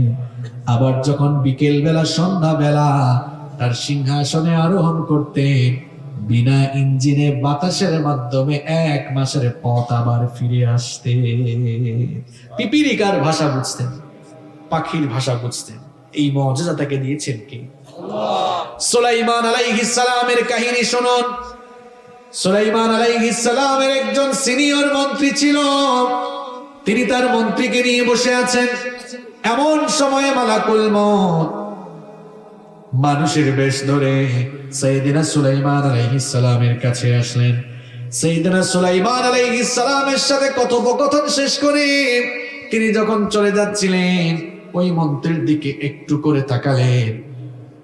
মন্ত্রী ভয়ে ভীত বিহ্বল হয়ে গেল। মালাকুল মউত চলে যাওয়ার পরে মন্ত্রী বলল, ওগো আল্লাহর নবী সুলাইমান, কিছুক্ষণ আগে আপনার কাছে যে লোকটি এসেছিলেন তাকে তো চিনলাম না, জীবনে কোনোদিন তাকে দেখি নাই। এই লোকটার পরিচয় একটু বলেন। সুলাইমান আলাইহিস সালাম তার মন্ত্রীকে বললেন, ও আমার মন্ত্রী শোনো, ইনি কোনো সাধারণ মানুষ নয়, মানুষের বেশ ধরে মালাকুল মউত আমার কাছে এসেছিলেন। এই কথা শোনা মাত্রই মন্ত্রীর কলিজা আরো কেঁপে উঠল। সে তখন বলল, গো আল্লাহর নবী সুলাইমান, এই জন্য তো লোকটা যাওয়ার সময় আমার দিকে এমন ভাবে তাকিয়েছিল, আমার পুরো কলিজা কেঁপে উঠেছিল। তার তাকানোর ভাব দেখে আমি বড় ভীত সন্তুষ্ট হয়ে গিয়েছিলাম। গো আল্লাহর নবী সুলাইমান, আল্লাহ তাআলা তো আপনাকে মুজিজা দিয়েছেন, বাতাসকে আপনার আদেশের অনুগত করে দিয়েছেন। আপনি বাতাসকে হুকুম করেন, বাতাস যেন আমাকে এখান থেকে নিয়ে হিন্দুস্তানের একটা দূরবর্তী জায়গায় রেখে আসে। সাইয়েদনা সুলাইমান আলাইহিস সালাম তার মন্ত্রীর কথা মোতাবেক বাতাসকে আদেশ করলেন, আর বাতাস তার মন্ত্রীকে নিয়ে হিন্দুস্তানের একটি দূরবর্তী জায়গায় রেখে আসলো। পরের দিন মালাকুল মউত সাইয়েদনা সুলাইমান আলাইহিস সালামের কাছে যখন আসলেন, সুলাইমান আলাইহিস সালাম প্রশ্ন করলেন, কি ব্যাপার, গতকাল তুমি যখন আমার কাছে এসেছিলে আমার মন্ত্রীর দিকে কেমন করে তাকিয়েছিলে বলো? বেচারা আমার মন্ত্রী তো বড় ভয় পেয়ে গিয়েছিল, ভীত সন্ত্রস্ত হয়ে গিয়েছিল। মালাকুল মউত তখন বললেন, ওগো আল্লাহর নবী সুলাইমান, আমি আপনার সাথে সাক্ষাৎ করে কথাবার্তা শেষ করে যখন চলে যাচ্ছিলাম, লোকটার দিকে যখন তাকালাম রীতিমতো আমি অবাক হয়ে গেলাম। কারণ আপনার সাথে সাক্ষাৎ শেষ করার পরে আল্লাহর দেওয়া শিডিউল ছিল এই লোকটার জান আমি কবজ করব হিন্দুস্তানের একটা জায়গা থেকে। মনে মনে চিন্তা করলাম, যে লোকটার জান এখন গিয়ে আমি হিন্দুস্তান থেকে কবজ করব, এই মুহূর্তে সে আপনার পাশে কি করে? লোকটাকে আপনার পাশে দেখে আমি বড় অবাক হয়ে গেলাম। এই জন্য তার দিকে আমি অবাক নয়নে তাকিয়েছিলাম। কিন্তু আরো অবাক হয়ে গেলাম আমি আল্লাহর শিডিউল মোতাবেক কিছুক্ষণ পরেই যখন হিন্দুস্তানের ওই জায়গায় গেলাম, লোকটাকে আবার গিয়ে ওই জায়গাতে পেয়ে গেলাম। ব্যাপার বুঝলাম না, এত কম সময়ে লোকটা এই জায়গায় চলে আসলো কেমনে? সুলাইমান আলাইহিস সালাম পুরো ঘটনা শোনালেন।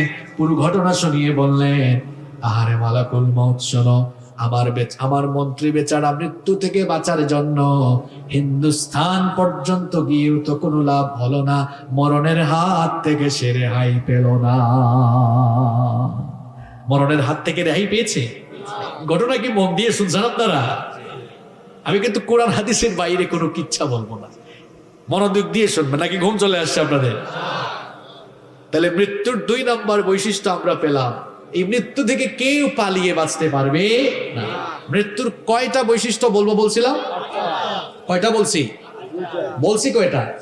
2টা। নাম্বার 3 নম্বর হচ্ছে no one can live from death hole. মৃত্যুর থাবা থেকে কেউ রেহাই পাবে না, এমনকি পয়গম্বরেরা পর্যন্ত মৃত্যুর থাবা থেকে রেহাই পান না। আল্লাহু আকবার। বলেন তো, এই পৃথিবীর সমস্ত মানুষের বাপের নাম কি? আর একটু জোরে বলেন। আরে ভাঙ্গার মানুষ তো চাঙ্গা হওয়ার কথা, জবাবও চাঙ্গা হবে, তাই না? তাইলে বলেন, পৃথিবীর সমস্ত মানুষের বাবার নাম কি? আদম আলাইহিস সালাম কি মৃত্যুর হাত থেকে রেহাই পেয়েছেন নাকি? এবার শুনুন, ঘটনা তো আরেকটা মনে পড়ে গিয়েছে, বলবো নাকি বিরক্ত লাগে, খারাপ লাগে? সাইয়েদনা আদম আলাইহিস সালামকে রব্বুল আলামিন তার নিজের কুদরতি হাতে বানালেন। সাইয়েদনা আদম আলাইহিস সালামকে রব্বুল আলামিন তার নিজের কুদরতি হাতে বানানোর পরে নিজেই তার ভেতরে আল্লাহ রূহ ফুঁকে দিলেন। এরপরে সাইয়েদনা আদম আলাইহিস সালামের পিঠের মধ্যে হাত বুলিয়ে এই পৃথিবীতে আদমের অনাগত সকল সন্তানদের রূহগুলোকে আল্লাহ বের করে আনলেন। সাইয়েদনা আদম আলাইহিস সালামের সামনে কিয়ামত পর্যন্ত দুনিয়ায় আদম আলাইহিস সালামের যত সন্তানরা আসবে, অর্থাৎ সমস্ত মানুষের রূহ আল্লাহ আদম আলাইহিস সালামের সামনে হাজির করে একটি রূহ সভা করলেন। বলেন তো, জনগণ দিয়ে কি সভা হয়? আর একটু জুড়ে বলেন, জনগণ দিয়ে কি সভা হয়? জনসভা। আর আদম আলাইহিস সালামের সামনে আল্লাহ সব রূহ একত্রিত করে কি সভা আল্লাহ করলেন? আর একটু জুড়ে বলেন, রূহ সভা। আদম আলাইহিস সালামের সামনে এতগুলো রূহ। আদম আলাইহিস সালাম দেখে বললেন, অগরব মান হাউলাই, এরা কারা? আল্লাহ তাআলা বললেন, হুম যুররিয়াতুক, এরা সবাই হচ্ছে তোমার অনাগত সন্তান। কিয়ামত পর্যন্ত ধারাবাহিকভাবে এরা একের পর এক দুনিয়াতে আসতে থাকবে। আদম আলাইহিস সালাম বললেন, এত সন্তান আমার দুনিয়াতে আসবে নাকি? আল্লাহ বললেন, হ্যাঁ।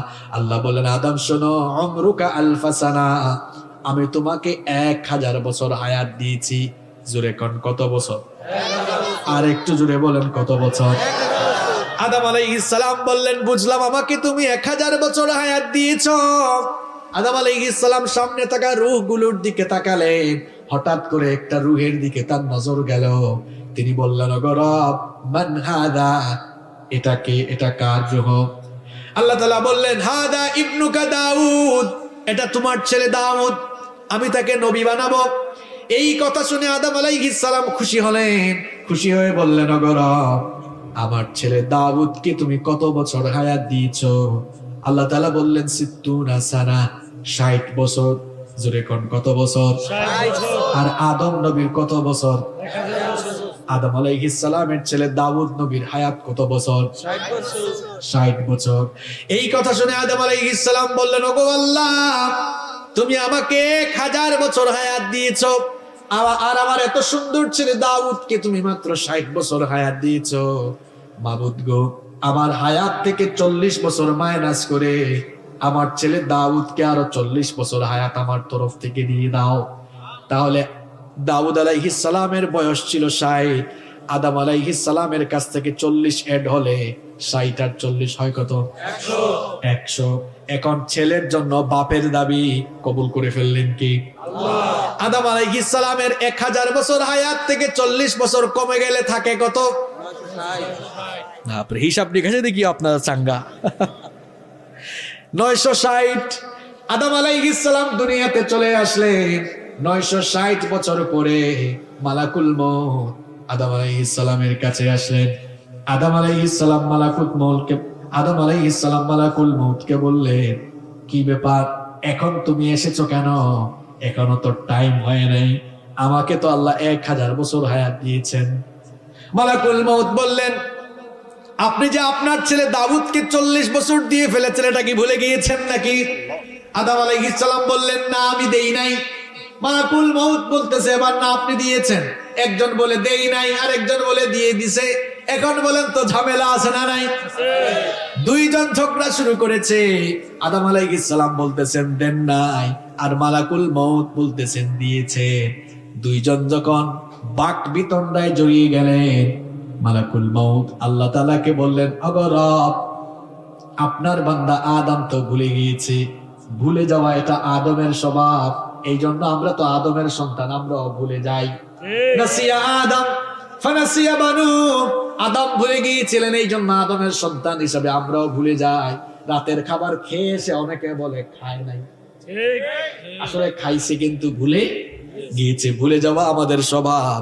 গতকাল এক এলাকায় গিয়েছে, ভুলে গিয়েছে, বলেছে এখন যায় নাই, এরকম হয় কি হয় না?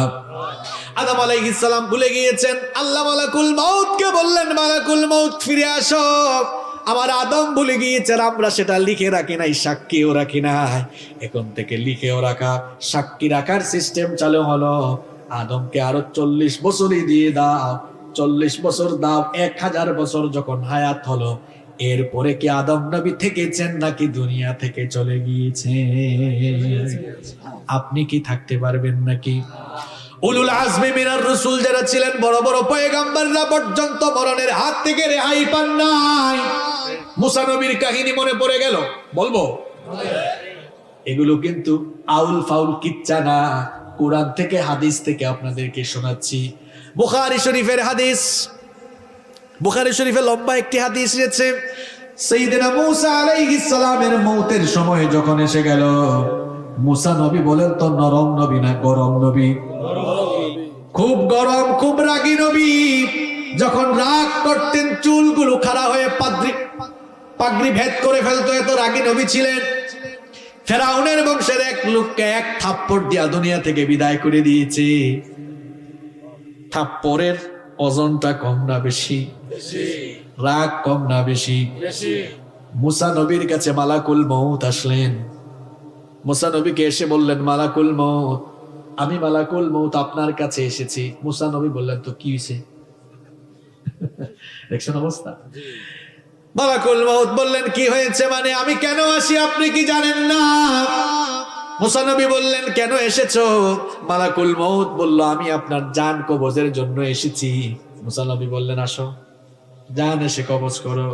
ফালাম্মা জাআহু সাক্কাহু, যখন মালাকুল মউত মূসা নবীর কাছে আসলেন, মূসা নবী মালাকুল মউতের চোখের উপরে এক থাপ্পড় মারলেন, চক্ষুটা বের হয়ে গেল।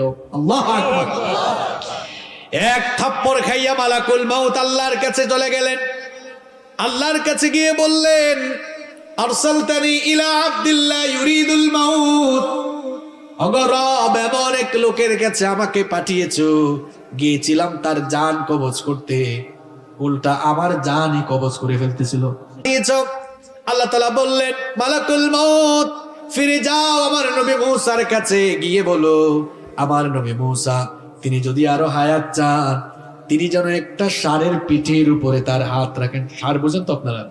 একটা ষাঁড়ের পিঠের উপরে হাত যেন রাখেন, তিনি তার হাত দিয়ে যতগুলো লোম ঢাকতে পারবেন, প্রত্যেকটি লোমের বিনিময়ে আল্লাহ তাকে এক এক বছর করে হায়াত বাড়িয়ে দিবে। মুসা আলাইহিস সালাম তো বুদ্ধিমান বিচক্ষণ নবী, তিনি মালাকুল মউত কি পাল্টা কোশ্চেন করলেন, বুঝলাম প্রত্যেকটা লোমের বিনিময়ে না হয় এক এক বছর হায়াত বাড়বে, ওই হায়াত যখন ফুরিয়ে যাবে তখন কি হবে? মালাকুল মউত বললেন, তখন আপনাকে মরা লাগবে, মৃত্যুর স্বাদ ভোগ করা লাগবে। তখন মুসা আলাইহিস সালাম বললেন, যেহেতু মৃত্যুর স্বাদ ভোগ করতেই হবে, সেহেতু আমি লেট করব না, আমার রূহ কবজ করে ফেলো, আমি আমার মাওলার সঙ্গে দিদার লাভ করতে চাই। সুবহানাল্লাহ। তাহলে বলেন, মৃত্যু থেকে কেউ রেহাই পেয়েছে? আপনি রেহাই পাবেন? কয় নাম্বার? 3 নাম্বার বৈশিষ্ট্য বলুন। কষ্ট হচ্ছে আপনাদের? Number 4, 4 number, the time of death is determined by Almighty Allah and it doesn't come with anyone's permission. মৃত্যুর সময়টাও নির্ধারণ ফিক্সড করে দিয়েছেন কে? আল্লাহ। ফিক্সড করে দিয়েছেন কে? আল্লাহ। মৃত্যু কারো কাছে পারমিশন নিয়ে আসে? মৃত্যুর সময়টা অবধারিত, ফিক্সড টাইম। এই টাইম যখন চলে আসবে আর আপনাকে রেহাই দেওয়া হবে না। কোরআনুল কারীমের 7 নম্বর সূরা সূরাতুল আরাফের 34 নম্বর আয়াতে রব্বুল আলামিন বললেন, ওয়ালিকুল্লি উম্মাতিন আজাল ফাইযা জাআ আজালুহুম লা ইস্তাখিরুনা সাআতান ওয়া লা ইস্তাকদিমুন। আল্লাহ তাআলা বলছেন, প্রত্যেকের জন্য অবকাশের একটি নির্ধারিত সময় রয়েছে। ওই সময় ফুরিয়ে যখন মানুষের মৌতের সময় চলে আসবে, তখন এক মুহূর্ত বিলম্ব করা হবে না, আবার এক মুহূর্ত সময়ও পিছিয়ে দেওয়া হবে না। যথাসময়ে মরণের স্বাদ আপনাকে ভোগ করা লাগবে। নাম্বার 5 নম্বর হচ্ছে, the place of death is determined by almighty Allah. কোন জায়গায় আপনি মারা যাবেন এটা ফিক্সড করে রেখেছেন কে? আল্লাহ। আপনার মৃত্যু ঘরের ভেতরে হতে পারে, প্যান্ডেলের ভেতরে হতে পারে, নামাজের মধ্যে হতে পারে, এমনকি কপালে খারাপি থাকলে এমনও হতে পারে টয়লেটের টাঙ্কির উপরেও মরা লাগতে। কোথায় আপনি মরবেন আপনি নিজেও জানেন না।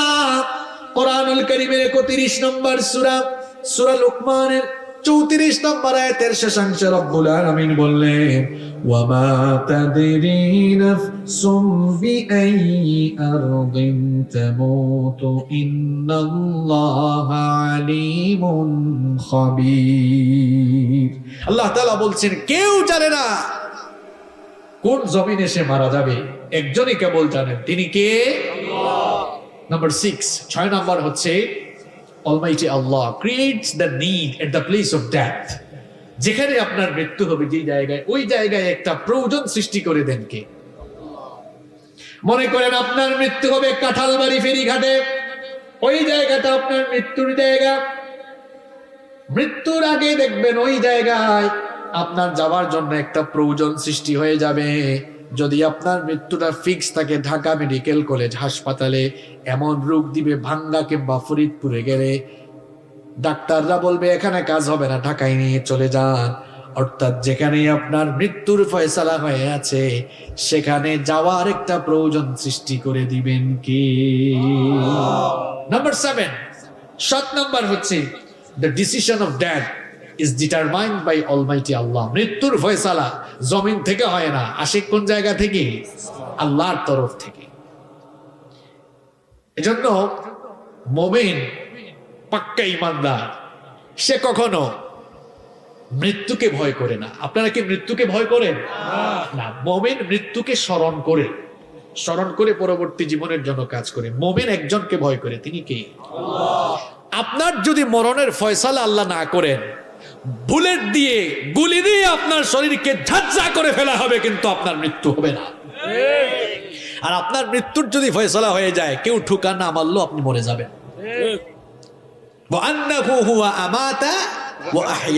তিনি জন্মদানকারী, তিনি হচ্ছে মৃত্যুদানকারী। এই জন্য আল্লাহ ছাড়া কাউকে ভয় করবেন না, আল্লাহ ছাড়া কাউকে ভয় করবেন না। যে ব্যক্তি আল্লাহ ছাড়া দুনিয়ার মানুষকে ভয় করে, তামাম দুনিয়া তারে ভয় দেখায়। আর যার অন্তরে আল্লাহর ভয় আছে, তামাম দুনিয়া তার হুঙ্কারে ভয় পায়। এজন্য একজনকে ভয় করব, তিনি কে? আল্লাহ। যাদের হৃদয়ে আছে আল্লাহর ভয়, তারা কভু পথ ভুলে যায় না। আল্লাহর প্রেম ছাড়াই দুনিয়ায় কারো কাছে কোনো কিছু চায় না, কারো কাছে কোনো কিছু চায় না। আমরা একজনকে ভয় করি, তিনি কে? আল্লাহ। এবার আসুন নাম্বার 8 এবং সর্বশেষ হচ্ছে there is no serial of death. মৃত্যুর কোন সিরিয়াল নাই। আমার এখানে অনেক যুবক ভাইরা আছে, এরা মনে করে কি জানেন, আমি তো এখন তাগড়া জোয়ান, আমি এখন মরবো না, আমার চুল দাড়ি পেকে যাক, হাতে যখন লাঠি নিব, বুড়ো হব, তখন আমি মারা যাব। আমার সেই সকল যুবক ভাইদেরকে বলবো, শয়তান তার প্রতারণার জাল বিস্তার করে তার ফাঁদের ভেতরে আপনাকে আটকে রেখেছে। আপনি মনে করছেন আপনি বুড়ো হবেন, এই আশায় কিন্তু আজান হলে আপনি নামাজে যান না। অনেক যুবক আছে, এদেরকে নামাজের কথা বললে বলে আমাদের এখনো মরণের সময় আসে নাই, আমরা বুড়ো হই, চুল দাড়ি পাকুক, তারপরে নামাজ আমরা আদায় করব। আমার কলিজার টুকরা যুবক ভাইগুলোকে বলতে চাই, ভাইরে শুনে রাখো, মৃত্যুর কোনো সিরিয়াল নাই।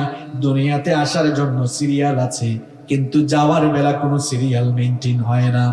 যাওয়ার বেলা মাঝে মাঝে সিরিয়াল ব্রেক হয়ে যায়, দুনিয়াতে আসার বেলা সুন্দর করে সিরিয়াল মেইনটেইন হয়। যেমন প্রথমে আসেন দাদা, তারপরে বাবা, এরপরে ছেলে, তারপরে দাদার ঘরে নাতি হয়। এইরকম আসার বেলা সুন্দর সিরিয়াল মেইনটেইন হয়, কিন্তু যাওয়ার বেলা কোনো সিরিয়াল মেইনটেইন হয় না। মাঝে মাঝে এমন করুণ দৃশ্য আমরা দেখি, ছেলের লাশ বাবা কবরে নামায়, অথবা নাতির লাশ দাদা কবরে নামায়। বাঁশের ঝাড় আছে এলাকায়, বাঁশের ঝাড় আছে। কোন বাতাসে কোথায় যেন দুলছে বাঁশের ঝাড়, কোন সে মাটি কোনখানে ডাকে রে বারবার। কোন বাঁশ ঝাড়ের কোন বাঁশ দিয়ে যে আপনার কবরে ছাউনি দেওয়া হবে, এই চিন্তা কি কখনো মাথায় আসে না আপনার? কোন বাতাসে কোথায় যেন দুলছে বাঁশের ঝাড়, কোন সে মাটি কোনখানে ডাকে রে বারবার। খাটিয়া বহন করে কয়জন? আরেকটু জোরে বলেন। আপনার খাটিয়া বহনকারী 4 জন মনে হয় এখানেও থাকতে পারে। কোথায় যেন বর যাত্রী আছে রে 4 জন, জানাজার পড়েছি নামাজ, দিয়েছি কত দাফন, কত জানাজার পড়েছি নামাজ, দিয়েছি কত দাফন। জানাজার টাইম, দাফনের টাইম আসবে কিনা বলেন? হ্যাঁ, এই যে কত মানুষের লাশ আপনারা দেখেন খাটিয়ায় করে নিয়ে যাচ্ছে, এরকম তো আপনার গা থেকে কাপড় চোপড় খুলে সাদা কাফন দিয়ে পেঁচিয়ে খাটিয়ায় করে কবরের দিকে আপনাকে নিয়ে যাওয়া। চোখের পলকে আপনি লাশ হয়ে যেতে পারেন। আজ রাতে আছেন, দুনিয়াতে কাল রাতে কবরেও থাকা লাগতে পারে। চোখের পলকে তুমি হতে পারো লাশ, চিরতরে বন্ধ হবে তোমার নিঃশ্বাস। চোখের পলকে তুমি হতে পারো লাশ, চিরতরে বন্ধ হবে তোমার নিঃশ্বাস। হবে তোমারই নাম মসজিদের মাইকে, বাড়িওয়ালা নাই রে বাড়ি নাই রে দুনিয়া দুনিয়াতে, বাড়িওয়ালা নাই রে বাড়ি নাই রে দুনিয়াতে, বাড়িওয়ালা নাই রে বাড়ি নাই রে দুনিয়াতে, বাড়িওয়ালা নাই রে বাড়ি নাই রে দুনিয়াতে। এই এলাকায় অনেক বাড়ি আছে, কিন্তু বাড়িওয়ালা এখন দুনিয়ায়। তোমার ভয়ে থাকতো মানুষ ছিল বাহাদুরি, ভাবনি হাওয়ায় ওরা তুমি যে রঙিন ঘুরি। তোমার ভয়ে থাকতো মানুষ ছিল বাহাদুরি, ভাবনি হাওয়ায় ওরা তুমি যে রঙিন ঘুরি। সুতুই টান দিলে মালিক পারবে না থাকিতে, বাড়িওয়ালা নাই রে বাড়ি নাই রে দুনিয়াতে, বাড়িওয়ালা নাই রে বাড়ি নাই রে দুনিয়াতে, বাড়িওয়ালা নাই রে বাড়ি নাই রে দুনিয়াতে, বাড়িওয়ালা নাই রে বাড়ি নাই রে দুনিয়াতে। বাড়ি থাকবে, বাড়িওয়ালা থাকবে না। গাড়িও থাকবে, গাড়িওয়ালা থাকবে না। মরণের সিরিয়াল নাই, যে কোনো সময় যে কেউ দুনিয়া থেকে চলে যেতে পারে। মৃত্যুর খবর একজন ছাড়া কেউ জানে না, তিনি কে? মৃত্যুর কয়টা বৈশিষ্ট্য বলছি, এটা সবার কাছে আসবে নাকি আসবে না? কাদের কাছে মৃত্যু আসবে না হাত তুলেন তো দেখি। কিন্তু আমরা এমন ভাবসাব নিয়ে চলাফেরা করি, এত হারাম আর অন্যায়ের সঙ্গে আমরা নিজেদেরকে জড়িয়ে ফেলেছি, আমরা যা মরবো সেটা আমরা ভুলে গিয়েছি। আমরা অনেক সময় ক্ষমতা পেয়ে এত বাহাদুরি করি, ইসলামের বিরুদ্ধে, আলেম ওলামার বিরুদ্ধে কথা বলে ফেলি, নিজেরা যে মরবো সেটা আমরা চিন্তা ভাবনা করি না। ভাই, মৃত্যু আসবে, এই মৃত্যু আপনার কাছে আসবে, আমার কাছে আসবে। মৃত্যু কিন্তু সাধারণ বিষয় নয়, মৃত্যুর মধ্যে ভয়াবহ মারাত্মক যন্ত্রণা রয়েছে। কষ্ট হচ্ছে আপনাদের? কয়খান থেকে উঠে আমি শেষ করে ফেলি, 10-15 মিনিট থাকা যাবে তো ইনশাল্লাহ? থাকতে পারবেন না? জাগা মতে আসছে এখন। মৃত্যুর কথা যে বলতেছি, বিষয়টা কি এত সোজা? এবার শুনেন মৃত্যু বিষয়টা কেমন, কোরআন হাদিস থেকে আপনাদেরকে শোনাই। মৃত্যু বড় মারাত্মক বিষয়, এর মধ্যে ভয়াবহ যন্ত্রণা রয়েছে। এই যে আমাদের দেহের ভেতরে প্রাণ আছে, প্রাণটা যাবার সময় কারো কারো প্রাণ যাবে এমন যন্ত্রণার সঙ্গে, এত যন্ত্রণা, এত কষ্ট অনুভব করবে, যেই যন্ত্রণা, যেই কষ্ট সে জীবনে কখনো অনুভব করে নাই। মৃত্যু যন্ত্রণা কত ভয়ঙ্কর, নবী করিম সাল্লাল্লাহু আলাইহি ওয়াসাল্লামের কয়েকজন সাহাবীদের কাছ থেকে সেটা শুনে নিন। নবী করিম সাল্লাল্লাহু আলাইহি ওয়াসাল্লামের প্রিয় একজন সাহাবী শাদ্দাদ বিন আউস রাদিয়াল্লাহু আনহু বলেছেন, মৃত্যুর যন্ত্রণা হলো এত ভয়ঙ্কর, মৃত্যুর যন্ত্রণা হলো এমন সাংঘাতিক, কোন জীবিত মানুষকে, খুব মন দিয়ে কথাগুলো শুনুন, জীবন্ত কোনো মানুষকে ধরে যদি, জীবিত কোনো মানুষকে ধরে যদি ছুরি কিংবা কাঁচি দিয়ে তার চামড়াগুলো টেনে টেনে ছিলে ফেলা হয়, কিংবা কোনো জীবন্ত মানুষকে যদি উত্তপ্ত গরম পানির পাতিলের তলায় নিক্ষিপ্ত করা হয়, সে আর কি এমন যন্ত্রণা অনুভব করবে? মৃত্যুর সময় মানুষ তার চাইতেও আরো কঠিন যন্ত্রণা অনুভব করবে। মৃত্যু যন্ত্রণা কত ভয়ঙ্কর শুনুন ভাই, বড় ভয়ঙ্কর যন্ত্রণা। আনাস বিন মালিক রাদিয়াল্লাহু আনহু বলেছেন, জীবিত কোনো মানুষকে ধরে যদি তরবারি দিয়ে কেটে কেটে কেটে কেটে যদি 1000 টুকরা করা হয়, জোরে বলেন কত টুকরা? কোন জীবিত মানুষকে ধরে যদি তরবারি দিয়ে কেটে কেটে 1000 টুকরা করে ফেলা হয়, সে যতটা না যন্ত্রণা কষ্ট অনুভব করবে, একজন মানুষের দেহ থেকে যখন প্রাণ বের হয়ে যাবে, সে তার চাইতেও আরো মারাত্মক কষ্ট অনুভব করবে। যেই মৃত্যুর কথা ভুলে গিয়ে আপনি মিথ্যা বলেন, গীবত করেন, চুরি করেন, ডাকাতি করেন, ক্ষমতার বাহাদুরি করে করে মানুষের উপর জুলুম চালান, মানুষের হক নষ্ট করেন, মানুষের উপরে নিপীড়নের স্টিম রোলার চালান, এই মৃত্যু কিন্তু আপনার সামনে একদিন আসবে। আর এই মৃত্যুর যন্ত্রণা কত ভয়ঙ্কর এবার ভালো করে শুনুন। আল্লাহর নবীর সাহাবী আমর ইবনুল আস রাদিয়াল্লাহু আনহুর মৃত্যু সজ্জায় তার ছেলে তাকে জিজ্ঞেস করলেন, বাবা গো, এই সময়ে আপনার কেমন লাগছে আমাকে একটু বলেন। আমর ইবনুল আস রাদিয়াল্লাহু আনহু বলছেন, বাবারে, আমার কাছে মনে হচ্ছে দুনিয়া থেকে যাওয়ার সময় আমার চলে এসেছে। এত কষ্ট আমি অনুভব করছি, আমার কাছে মনে হচ্ছে আমার দুই কাঁধের উপরে পাহাড় দিয়ে আমাকে চেপে ধরে রাখা হয়েছে। আমার কাছে মনে হচ্ছে আমার পেটের ভেতরে কাটা জমে আছে, আর একজন শক্তিশালী মানুষ তার হাত আমার গলার ভেতর দিয়ে ঢুকিয়ে পেট পর্যন্ত তার হাতটা ঢুকায়া সেই কাঁটাগুলোকে টেনে টেনে টেনে টেনে বের করছে। আমার কাছে মনে হচ্ছে সুই দিয়ে ছিদ্র করে করে আমার জানটা বের করা হচ্ছে। আমার কাছে মনে হচ্ছে আসমান জমিন আল্লাহ এক করে ফেলেছে, আসমান জমিনকে এক করে মাঝখানে আমাকে পিষে ফেলা হচ্ছে। এমন যন্ত্রণা, এমন কষ্ট আমার অনুভব হচ্ছে।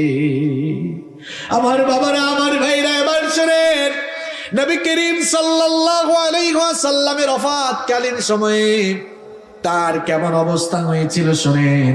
নবী করিম সাল্লাল্লাহু আলাইহি ওয়াসাল্লাম দুনিয়া থেকে যাওয়ার কিছুদিন আগে চরমভাবে অসুস্থ হয়ে গেলেন। দাঁড়াতে পারেন না, হাঁটতে পারেন না। দুজন সাহাবীর কাঁধের উপরে ভর করে মসজিদে নববীতে গিয়েছেন, জুমার দিনে গিয়ে খুতবাও দিয়েছেন। খুতবা দিতে গিয়ে তিনি বললেন, আমার সাহাবীরা শোনো, আল্লাহ রাব্বুল আলামিন এই পৃথিবীতে তার এক বান্দাকে দুনিয়ার সমস্ত সম্পদ দিতে চেয়েছিলেন, আর সেই বান্দা দুনিয়ার সমস্ত সম্পদকে ত্যাগ করে তার মাবুদের সঙ্গে দিদার লাভকে তিনি বেশি পছন্দ করেছেন। নবীজি খুতবায় যখন এই কথা বললেন, কেউ কিছু বুঝতে না পারলেও বয়োবৃদ্ধ জ্ঞান বৃদ্ধ সাহাবী নবীজির প্রিয় বন্ধু আবু বকর রাদিয়াল্লাহু আনহু এই কথা শুনে হাউ মাউ করে কান্না শুরু করে দিলেন। অন্য সাহাবীরা বললেন, কি ব্যাপার, নবীজির এই বক্তব্য শুনে আপনি তো হাউ মাউ করে কাঁদছেন কেন? ব্যাপারটা তো আমরা বুঝলাম না।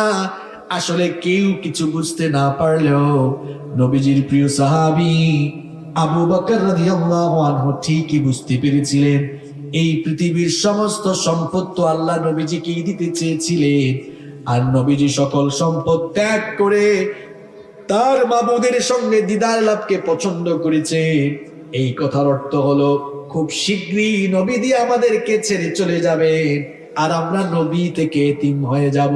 এটা বুঝতে পেরে সাইয়েদনা আবু বকর রাদিয়াল্লাহু আনহু হাউমাউ করে কান্না শুরু করেছেন। কেউ কিছু বুঝতে না পারলেও আবু বকর রাদিয়াল্লাহু আনহু নবীজির কথার ভাবার্থ মর্মার্থ বুঝে ফেললেন। নবীজি নামাজ শেষ করে যখন ঘরের মধ্যে গেলেন, সেই দিন মাগরিবের নামাজেও নবীজি ইমামতি করেছিলেন। যেই দিন নবীজি দুনিয়া থেকে, সেই দিন মাগরিবের নামাজেও নবীজি ইমামতি করেছিলেন। ঘরের মধ্যে যখন গেলেন, নবীজির জ্বরের মাত্রা আরো বেড়ে গেল। কখনো হুশ থাকে, কখনো বেহুশ হয়ে যান। এই রকম অবস্থার মধ্যে এশার আজান হয়ে গেল। এশার আজান যখন হয়ে গেল, সাহাবায়ে কিরাম মসজিদে সমবেত হয়ে নবীজির জন্যই অপেক্ষা করছেন। নবীজি আসবেন, নবীজির ইমামতিতে সাহাবীরা নামাজ আদায় করবেন। কিন্তু নবীজির অবস্থা এমন হয়ে গেল, হুশ আসলে আবার সাথে সাথে তার হুশ চলে যায়। এইরকম অবস্থা হয়ে গেল। নবীজির একবার হুশ আসলো, আম্মা জান আয়েশা রাদিয়াল্লাহু আনহাকে বললেন, ওগো আয়েশা, এখন কোন সময়? নবীজি বললেন, আয়েশা রাদিয়াল্লাহু আনহা বললেন, ওগো আল্লাহর রাসূল, এশার আজান হয়ে গিয়েছে। সাহাবায়ে কেরাম মসজিদে আপনার জন্য অপেক্ষা করছেন, আপনি যাওয়ার পরে তারা নামাজ শুরু করবেন। এই কথা শুনে নবীজি আম্মা জান আয়েশা রাদিয়াল্লাহু আনহাকে বললেন, আয়েশা গো, পানি নিয়ে আসো। আম্মা জান আয়েশা রাদিয়াল্লাহু আনহা পানি আনতে গেলেন, নবীজি বেহুশ হয়ে গেলেন।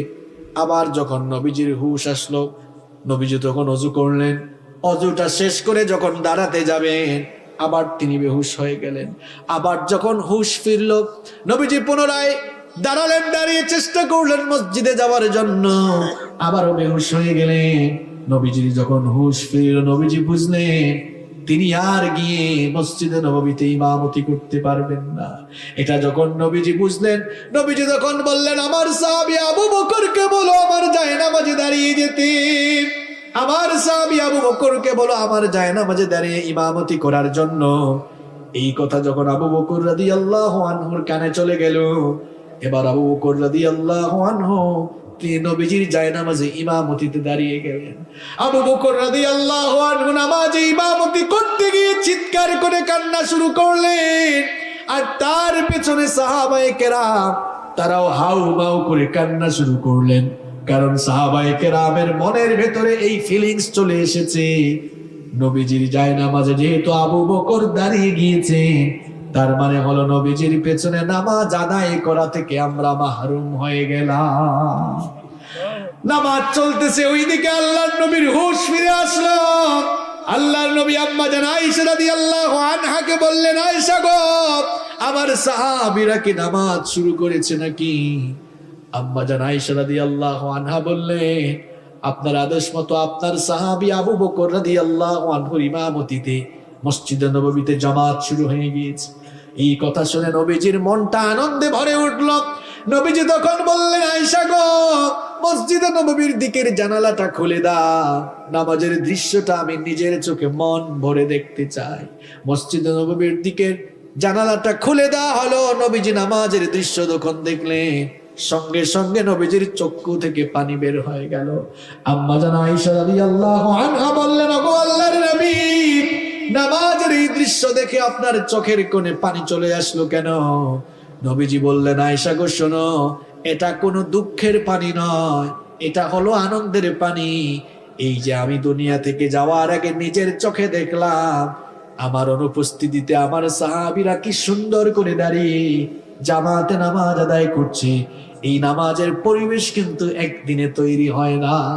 আমি নবী 40 বছর বয়সে যখন দিনের তাবলীগ শুরু করলাম, দাওয়াত শুরু করার পরে বহু বাধা বিপত্তি, জুলুম নির্যাতন আসলো। এই বাধা বিপত্তি, ষড়যন্ত্র, চক্রান্ত, জুলুম নির্যাতনের মোকাবেলা করে করে বহু কষ্টে এই পরিবেশটা কিন্তু তৈরি হয়েছে। এই পরিবেশ তৈরির জন্য তায়েফের ময়দানে আমার দান্দান শহীদ হয়েছে, তায়েফের ময়দানে আমি রক্তাক্ত হয়েছি, উহুদের ময়দানে দান্দান মুবারক শহীদ হয়েছে। আমার অসংখ্য সাহাবীদের ত্যাগ আর কুরবানির বিনিময়ে এই সুন্দর পরিবেশ তৈরি হয়েছে। এই দৃশ্য দেখে এই জন্য আমি কাঁদলাম, আমার মনে এই ফিলিংস আসলো, আমি বুঝলাম আমি চলে গেলেও এইভাবে করে আমার সাহাবীরা এবং আমার পরবর্তী উম্মতরা আজান হলে জামাতবদ্ধ হয়ে নামাজ আদায় করবে।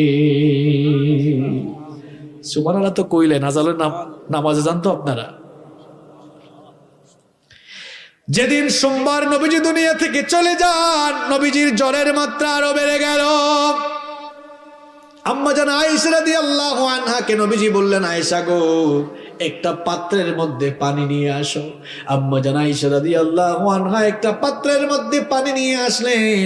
নবীজি সেই পাত্রের মধ্যে হাত চুবালেন। পানিতে হাত চুবানোর পরে তার হাতটা ললাট দেশে কপালের মধ্যে তিনি, কপাল এবং মুখের মধ্যে তিনি মুছলেন। আর তিনি বলতে লাগলেন, আল্লাহুম্মা আইন্নি আলা গামারাতিল মাউতি ওয়া সাকরাতিল মাউত। নবীজি বললেন, আল্লাহুম্মা আইন্নি আলা গামারাতিল মাউতি ওয়া সাকরাতিল মাউত, ইন্না লিল মাউতি লাসাকরাত। নবীজি বললেন, ওগো আল্লাহ, মৃত্যু যন্ত্রণা থেকে আমি পানাহ চাই, কারণ নিশ্চয়ই মৃত্যুর মধ্যে এক ভয়াবহ যন্ত্রণা রয়েছে। আমার ভাইরা, এই মৃত্যু আমাদের সামনে আসবে কিনা বলেন? সবাই বলেন, আসবে কিনা? কষ্ট হচ্ছে আপনাদের? আমি শেষ পয়েন্টটা বলে আলোচনা শেষ করি। মৃত্যুর যন্ত্রণা সাধারণত 3 ধরনের হয়। কয় ধরনের হয়? কয় ধরনের? সবাই তো আমরা মরবো। কে কিভাবে দুনিয়া থেকে যাবে আমরা কেউ জানি না, তবে মৃত্যুর যন্ত্রণার 3টা ধরন আছে। এই 3 পদ্ধতিতে সবাই দুনিয়া থেকে যাবে। 3 পদ্ধতিতে সবাই দুনিয়া থেকে যাবে। 1 নাম্বার,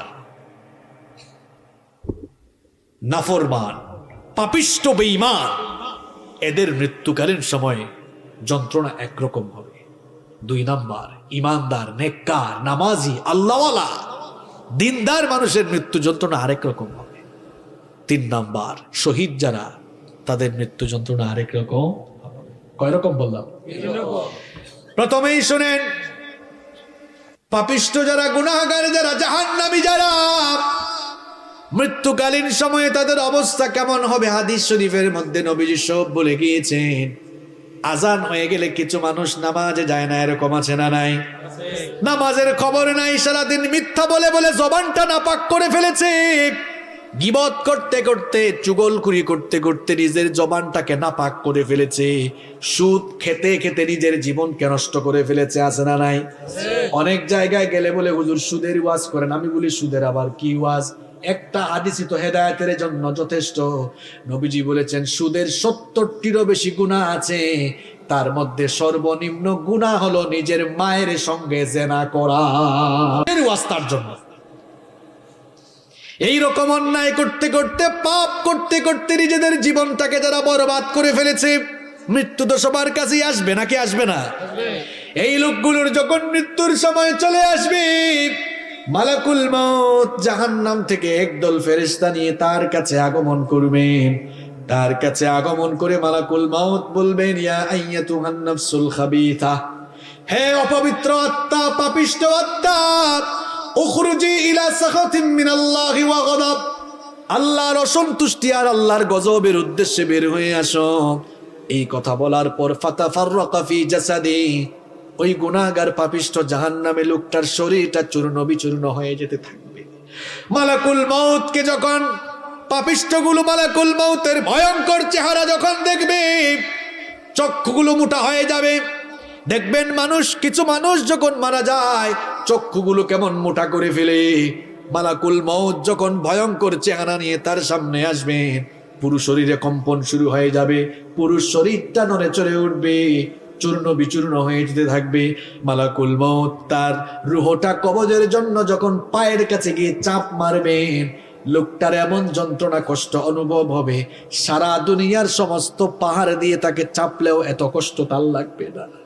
মালাকুল মউত তাকে এমন ভাবে কষ্ট দেওয়া শুরু করবে, কষ্ট আর কষ্ট। সেদিন বুঝবে লোকটা কষ্ট কারে কয়, যন্ত্রণা কাকে বলে, যন্ত্রণা কত প্রকার, কি কি ওই দিন লোকটা হারে হারে টের পাবে। এমন ভাবে কষ্ট দেওয়া হবে, ওই যে আগের হাদিসগুলো বলে আসলাম, কোন জীবিত মানুষগুলোকে যদি ধরে চাকু দিয়ে কিংবা ছুরি দিয়ে চামড়াগুলো টেনে টেনে ছিলে ফেলা হয়, তার আর কি যন্ত্রণা লাগবে। এই লোকটা মৌতের সময় তার চাইতে বেশি কষ্ট পাবে। এই রকম কষ্ট দিয়ে দিয়ে মালাকুল মউত তার প্রাণ কবজ করা শুরু করবে। যখন পায়ের মধ্যে চাপ মারবে, রুহ গিয়ে চামড়ার নিচে লুকাবে। মালাকুল মউত যখন চামড়ার নিচে চাপ মারবে, মালাকুল মউত যখন চামড়ার নিচে চাপ মারবে, রুহ গিয়ে এবার লোমের নিচে লুকাবে। এই রকম কষ্ট দিয়ে দিয়ে দিয়ে দিয়ে লোকটার প্রাণ যখন একেবারে গলা পর্যন্ত চলে আসবে, লোকটা বুঝতে পারবে আমার দুনিয়া থেকে যাওয়ার সময় চলে এসেছে। নিজের হাত পাশে নিজেই ছেড়ে দিবে, মৃত্যুর জন্য প্রস্তুত হয়ে যাবে। এই লোকটা যখন, এই লোকটার রূহ যখন মালাকুল মউত কবজ করে ফেলবেন, ওই যে জাহান্নামের একদল বাহিনী নিয়ে এসেছিলেন, জাহান্নামের ফেরেশতাদের বাহিনী এবার ওই লোকটার রূহটাকে জাহান্নামের দুর্গন্ধযুক্ত কাপড়ের মধ্যে মুড়ায় ফেলবে। যখন তারা রওনা হবে, লোকটার আত্মা থেকে এমন নিকৃষ্ট দুর্গন্ধ বের হবে, এমন নিকৃষ্ট দুর্গন্ধ বের হবে। এই নিকৃষ্ট দুর্গন্ধযুক্ত আত্মা নিয়ে যখন তারা প্রথম আসমানে যাবে, প্রথম আসমানের দরজা খোলার জন্য অনুমতি চাওয়া হবে। ফেরেশতা বলবে, কোন অপবিত্র কোন পাপিষ্ঠ লোকটার আত্মা নিয়ে এসেছো? ফেরেশতারা পরিচয় করিয়ে দিবে, ওই তো ভাঙ্গা উপজেলার অমুক এলাকার অমুক লোকটার রূহ। ফেরেশতারা বলবে, এই দুর্গন্ধযুক্ত অপবিত্র জাহান্নামে পাপিষ্ঠ লোকটার জন্য, এই লোকটার জন্য আসমানের দরজা খোলা হবে না, তার রূহটাকে আইল্লিনে নেওয়ার সুযোগ দেওয়া হবে না।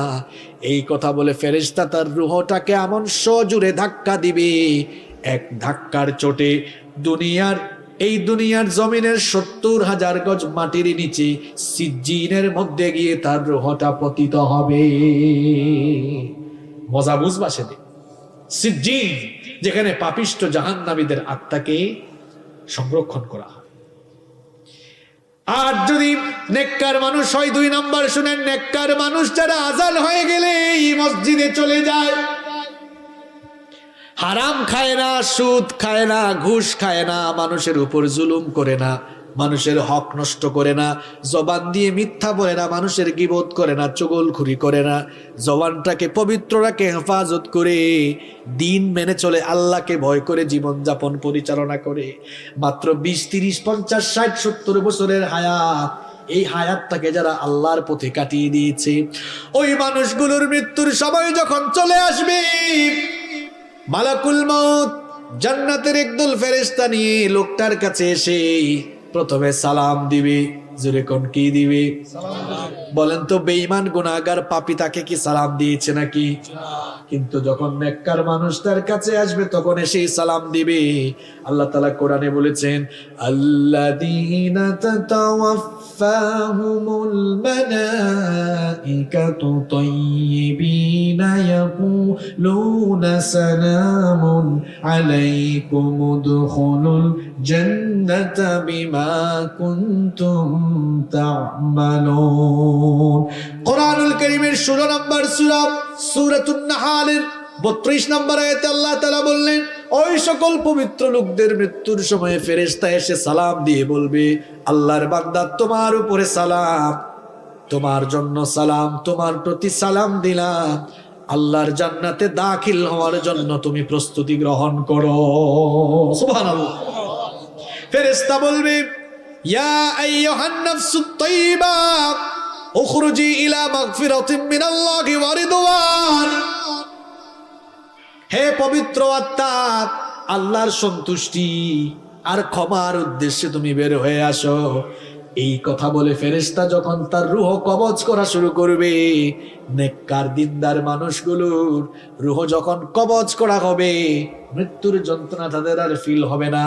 ব্যাপারটির উদাহরণ আমি এইভাবে দিচ্ছি, দেখবেন ছোট্ট বাচ্চারা ক্ষুধা পেলে কি করে? আপনাদের এলাকায় হাসে নাকি? ছোট্ট বাচ্চারা ক্ষুধা পেলে কি করে? কান্না করে। কান্না করার পর মা যখন সন্তানকে কুলে নিয়ে দুধ খাওয়ায়, দুধ পান করায়, বাচ্চা তখন কি কান্না করে নাকি? বাচ্চা তখন কান্না বন্ধ করে দুধ পান করে করে আরাম করে ঘুমিয়ে যায়। নেককার দিনদার আল্লাহওয়ালা মানুষ যারা, এদের মৃত্যুর সময় অবস্থা এমন হবে, একটি শিশু মায়ের কোলে দুধ পান করে যেমন আরাম করে ঘুমিয়ে যায়, ঠিক তেমনি ভাবে আল্লাহওয়ালা দিনদার মানুষগুলোর মৃত্যুর সময় ফেরেশতা এসে যখন জান্নাতের দৃশ্য তুলে ধরবে, জান্নাতের দৃশ্য দেখতে দেখতে দেখতে দেখতে আরাম করে সে ঘুমায়া যাবে। আল্লাহ এমন মৃত্যু আমাদেরকে নসিব করে দিও। আরো আসতে বলেন আমিন। তার রূহটাকে কবজ করার পর ফেরেশতারা এবার, জান্নাতি ফেরেশতারা এবার ওই পবিত্র লোকটার রূহটাকে এবার জান্নাতি কাফনের কাপড় দিয়ে মোড়াবে, জান্নাতি কাফনের কাপড় দিয়ে মোড়াবে, আর এমন সুগন্ধ তার আত্মা থেকে বের হতে থাকবে, মেশকের সুগন্ধির চাইতে আরো সুগন্ধি বের হতে থাকবে। প্রথম আসমানে যখন যাওয়া হবে, প্রথম আসমানে যাওয়ার পর আসমানের দরজা খোলার জন্য অনুমতি চাওয়া হবে। ফেরেশতা আহলান সাহলান, ওয়েলকাম ওয়েলকাম, মোবারকবাদ জানিয়ে দরজা খুলে দিবে আর বলবে, কোন লোকটার রূহ নিয়ে এসেছো? এত সুগন্ধি ছড়ায়, চতুর্দিক থেকে শুধু সুগন্ধি বের হয়। ফেরেশতারা পরিচয় করিয়ে দিবে, ভাঙ্গা উপজেলার অমুক এলাকার অমুক লোক। লোকটা বড় নামাজি ছিল, আল্লাহওয়ালা ছিল, মা বাবার খেদমত করত, আল্লাহকে ভয় করে জীবন যাপন করত, কোনোদিন হারাম আর অন্যায় পথে জীবন যাপন করে নাই। ফেরেশতারা ওয়েলকাম করে যখন প্রথম আসমানের দরজা খুলে দিবে, এইভাবে একটার পর একটা দরজা খুলতে খুলতে 7 আসমানের উপরে ইল্লিন রয়েছে। ইল্লিন হচ্ছে আল্লাহওয়ালা মুত্তাকি পরহেজগার জান্নাতি মানুষদের রূহ সংরক্ষণ করার জায়গা। ফেরেশতারা সেখানে নিয়ে ওই লোকটার রূহকে সংরক্ষণ করবে, আর তখন তাকে বলা হবে, ইয়া আইয়াতুহান নাফসুল মুতমাইন্নাতু তুরজিই ইলা রাব্বিকি রাদিয়াতাম মারদিয়া ফাদখুলি ফি ইবাদি ওয়াদখুলি জান্নাতি। বলা হবে, হে প্রশান্ত আত্মা, হে প্রশান্ত আত্মা, আল্লাহর সন্তুষ্টির উদ্দেশ্যে বের হয়ে আসো, আল্লাহর নেককার বান্দাদের মধ্যে শামিল হও আর আল্লাহর জান্নাতের ভেতরে দাখিল হয়ে যাও। এটা হচ্ছে নেককারদের মৃত্যুর অবস্থা। 3 নম্বর কি বলেছিলাম? শহীদ। শহীদ যারা, এই দুনিয়ার সবচেয়ে বড় সৌভাগ্যবান হলো তারা। কারণ দুনিয়ায় যত প্রকারের মৌত রয়েছে, যত প্রকারের মৃত্যু রয়েছে, সর্বশ্রেষ্ঠ মৃত্যু হলো শাহাদাতের মৃত্যু। কারণ সকল মৃত্যুর পরেই হিসাব নিকাশ আছে, বিচার আছে। আর শাহাদাতের মৃত্যুর পরে কোনো হিসাব নাই, বিচার নাই। বিনা হিসাবে বিনা বিচারে আল্লাহ শহীদদেরকে জান্নাত দান করে দিবে। শহীদদের মৃত্যুকালীন যন্ত্রণাটাও কেমন শুনে নেন। আল্লাহর নবী বলেছেন, যারা আল্লাহর দ্বীনের জন্য শহীদ হবে, আল্লাহর দ্বীনের জন্য জীবন দিতে গিয়ে মাঝে মাঝে তোমরা তাদেরকে দেখবে হাত পা কেটে হয়তো বাতিলরা তাদেরকে হত্যা করে ফেলবে, হয়তো তাদের দেহটাকে ক্ষত বিক্ষত করে নির্মম ভাবে হত্যা করা হবে, কাউকে কাউকে হয়তো ফাঁসিতে ঝুলাইয়া হত্যা করা হবে। তোমরা যারা দুনিয়াতে বাস করো, দুনিয়ার দৃষ্টিকোণ থেকে তোমরা মনে করো হয়তো লোকটা অনেক আযাব পেয়ে পেয়ে, কষ্ট পেয়ে পেয়ে দুনিয়া থেকে বিদায় হয়। নবীজি বলছেন, তোমাদের ধারণা ভুল। হাতের মধ্যে চিমটি কাটলে মানুষ যেমন সামান্য ব্যথা পায়, ঠিক তেমনি ভাবে শহীদ যখন দুনিয়া থেকে যায় তার চাইতেও আরো কম ব্যথা পেয়ে দুনিয়া থেকে চলে যায়। আর শহীদদেরকে আল্লাহ এমন মর্যাদা দিয়েছেন, আমি তো আগেই বললাম, শহীদদের কাছ থেকে আল্লাহ হিসাব করবেন না, বিচারও চাইবেন না। বিনা হিসাবে বিনা বিচারে আল্লাহ তাদেরকে জান্নাত দিবেন। শহীদি মৃত্যুটা হচ্ছে একটা পুল বা সাঁকোর মতো। এখানে আসার সময় একটা সাঁকো দেখে আসলাম, পুল দেখে ব্রিজ বুঝেন তো আপনারা? ব্রিজের কাজ হলো এক পাশের রাস্তা এক সাইডের সাথে আরেক সাইডের জুলা লাগানো। শহীদি মৃত্যুটা হলো একটা সাঁকো, এই পারে দুনিয়া আর সাঁকোটা হলো শহীদি মৃত্যু। এই শহীদি মৃত্যুর মাধ্যমে সাঁকোটা পাশ দিলেই, সাঁকোটা পাশ দেওয়া মাত্রই আল্লাহর জান্নাতের দরজা খুলে যায়। এই জন্য নবীজি নিজেই শহীদ হওয়ার জন্য ব্যাকুল ছিলেন। নবীজি বলেছেন, আমার মনটা চায় জিহাদ করে করে আমি শাহাদাতের পেয়ালা পান করি, আবার যদি আল্লাহ আমাকে জীবন দেন, আমার ইচ্ছা হয় আবার জিহাদ করি, আবার শহীদ হই।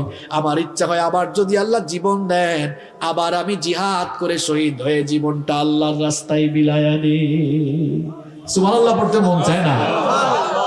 আল্লাহর নবীর সাহাবী ওমর রাদিয়াল্লাহু আনহু কি কম মর্যাদার সাহাবী? হ্যাঁ, কি মনে করেন আপনি? নবীজি এই ওমর রাদিয়াল্লাহু আনহুর ব্যাপারে বলেছেন, আকাশের মধ্যে কত তারকা আছে বর্তমান বিজ্ঞান কি বলতে পেরেছে নাকি? আল্লাহর নবী বলেছেন, কিয়ামতের আগে কেউ যদি আকাশের তারকাগুলো গণনা করে শেষ করতেও পারে, তোমরা মনে রেখো আমার ওমর মুসলমান হওয়ার পরে কত যে নেক আমল করেছে, আমার ওমরের নেক আমলগুলো গুনে গুনে কেউ কোনোদিন শেষ করতে পারবে না। ওমর রাদিয়াল্লাহু আনহুর ব্যাপারে নবীজি কত বড় কথা বললেন শুনেন। নবীজি বললেন, লা নাবিয়্যা ওয়ালা রাসূলা মিন বাদি, আমার পরে কোনো নবী নাই, আমার পরে কোনো রাসূল নাই। লাউ কানা নাবিয়্যাম মিন বাদি লাকানা উমার, আমার পরে কেউ যদি নবী হওয়ার যোগ্যতা রাখতো, আমার ওমর আমার পরে নবী হয়ে যেত। সেই ওমর রাদিয়াল্লাহু আনহু হাত তুললে কি দোয়া করতেন শুনেন। আমার আপনার খাসলত হলো আমরা হাত তুললেই দোয়া করি, আল্লাহ সম্পদ আরো বাড়ায় দাও, আরো কিছু হায়াত দাও, ছেলে মেয়েকে এইটা করো ওইটা করো, চাকরিতে বরকত দাও, ব্যবসায় বরকত দাও। আর ওমর রাদিয়াল্লাহু আনহুর মুনাজাতটা কেমন ছিল শুনেন। তিনি হাত তুললেই দোয়া করতেন, আল্লাহুম্মা রযুকনি শাহাদাতান ফি সাবিলিক ওয়াজআল মাউতি ফি বালাদি রাসূলিক। তিনি বলতেন, অগরাব আমাকে তুমি রাসূলের পবিত্র শহরে মৃত্যু নসিব করে দিও, আর মৃত্যুর সময় শাহাদাতের মৃত্যু নসিব করে দিও। দোয়া কবুল হয়েছে, রাসূলের শহরেই শাহাদাতের মৃত্যু তার হয়েছে। সুবহানাল্লাহ। আল্লাহর নবীর সাহাবীরা শহীদ হওয়ার জন্য এরকম পাগল পারা ছিলেন। এই জন্য শাহাদাতের তামান্না আমাদের দিলের ভেতরেও থাকার দরকার আছে না নাই? শাহাদাতের তামান্না যদি আমাদের দিলে থাকে, লাভটা হবে কি শোনেন। শাহাদাতের আকাঙ্ক্ষা যদি থাকে, যদি আপনি শহীদ না হন, একটা বেনিফিট আছে না নাই? নবীজি বলেছেন, মান সাআলাল্লাহু শাহাদাতি বিসিদকিন বাল্লাগাহুল্লাহু মানাজিলাশ শুহাদা ওয়া ইম্মা তাআলা ফিরাশি। নবীজি বলেছেন, কারো দিলের মধ্যে, কারো অন্তরের মধ্যে যদি শাহাদাতের তামান্না থাকে, আর লোকটা যদি শহীদ না হয়ে বিছানায়ও মারা যায়, দিলের মধ্যে শাহাদাতের তামান্না থাকার কারণে আল্লাহ তাআলা তাকে শহীদী মৃত্যুর মর্যাদা দান করে দিবে। মরতেই হবে যখন, শহীদী মরণ দিও আমাকে। শাহাদাত জানি শুধুই জীবন, সে জীবন দিও আমাকে। মরতেই হবে যখন, শহীদি মরণ দিও আমাকে।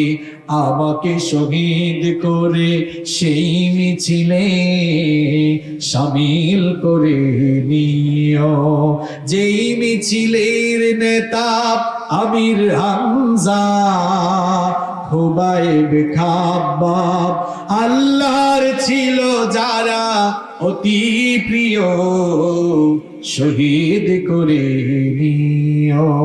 বলে না আমিন? যারা আল্লাহর রাস্তায় মারা যায়, আল্লাহ বলছেন তারা মরে না, তারা জীবিত। সুবহানাল্লাহ পড়েন। আল্লাহর পথে যারা জীবন দিল, তাদেরকে মৃত বলো না। কোরআনের পথে যারা শহীদ হলো, তাদেরকে মৃত বলো না। ওরা তো চায়নি কো আয়েশি জীবন, চায়নি কো তারা জুলুম শোষণ। আল্লাহর এই পৃথিবীতে তারা, আল্লাহর এই পৃথিবীতে তারা চেয়েছিল আল্লাহর শাসন, তাদেরকে মৃত বলো না। অন্যায় আর মিথ্যার সাথে আপোষ করেনি তারা কোনো মতে। লাল তাজা খুন ঢেলে দিয়ে গেছে এই নগরী, এই রাজপথে। মৃত্যু তাদের কাছে নয় তো মৃত্যু আরেক নাম নবজীবনে। হে খোদা মৃত্যুর এই বাসনা, হে খোদা মৃত্যুর এই বাসনা দাও অন্তরে সব মুমিনের, তাদেরকে মৃত বলো না। আল্লাহর পথে যারা জীবন দিল, তাদেরকে মৃত বলো না। নিষেধ করেছেন কে? নিষেধ করেছেন কে? এই মৃত্যু আমাদের কাছে আসবে না। মৃত্যুর বৈশিষ্ট্য আর মৃত্যু যন্ত্রণার ধরন বললাম। সর্বশেষ যে কথাটি বলতে চাই, আল্লাহর নবীকে প্রশ্ন করা হয়েছিল, মান আকিয়াসুন নাস ওয়া আহজাবুন নাস। নবীকে প্রশ্ন করা হলো, নবী গো সবচেয়ে চালাক আর বুদ্ধিমানকে? এই প্রশ্ন আপনাদেরকে করলে ভাঙ্গার মানুষ তো চাঙ্গা জবাব দিবে, হুজুর কম বয়সে যারা মাল কামাইছে, জায়গা সম্পদ বাড়ি গাড়ি করে ফেলছে, এরাই চালাক। এই উত্তর কি সঠিক?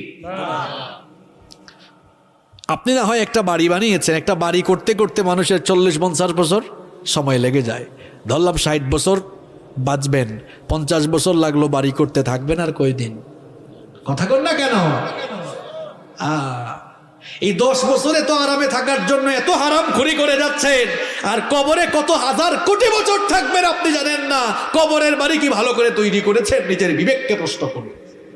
আমি এমন বহু মানুষ দেখেছি, বাড়ি বানাচ্ছে বাড়ি বানাচ্ছে, বাড়িটা শেষ আর কয়েকদিন পর উঠে যাবে, ওই সময় মরে গেছে। আছে?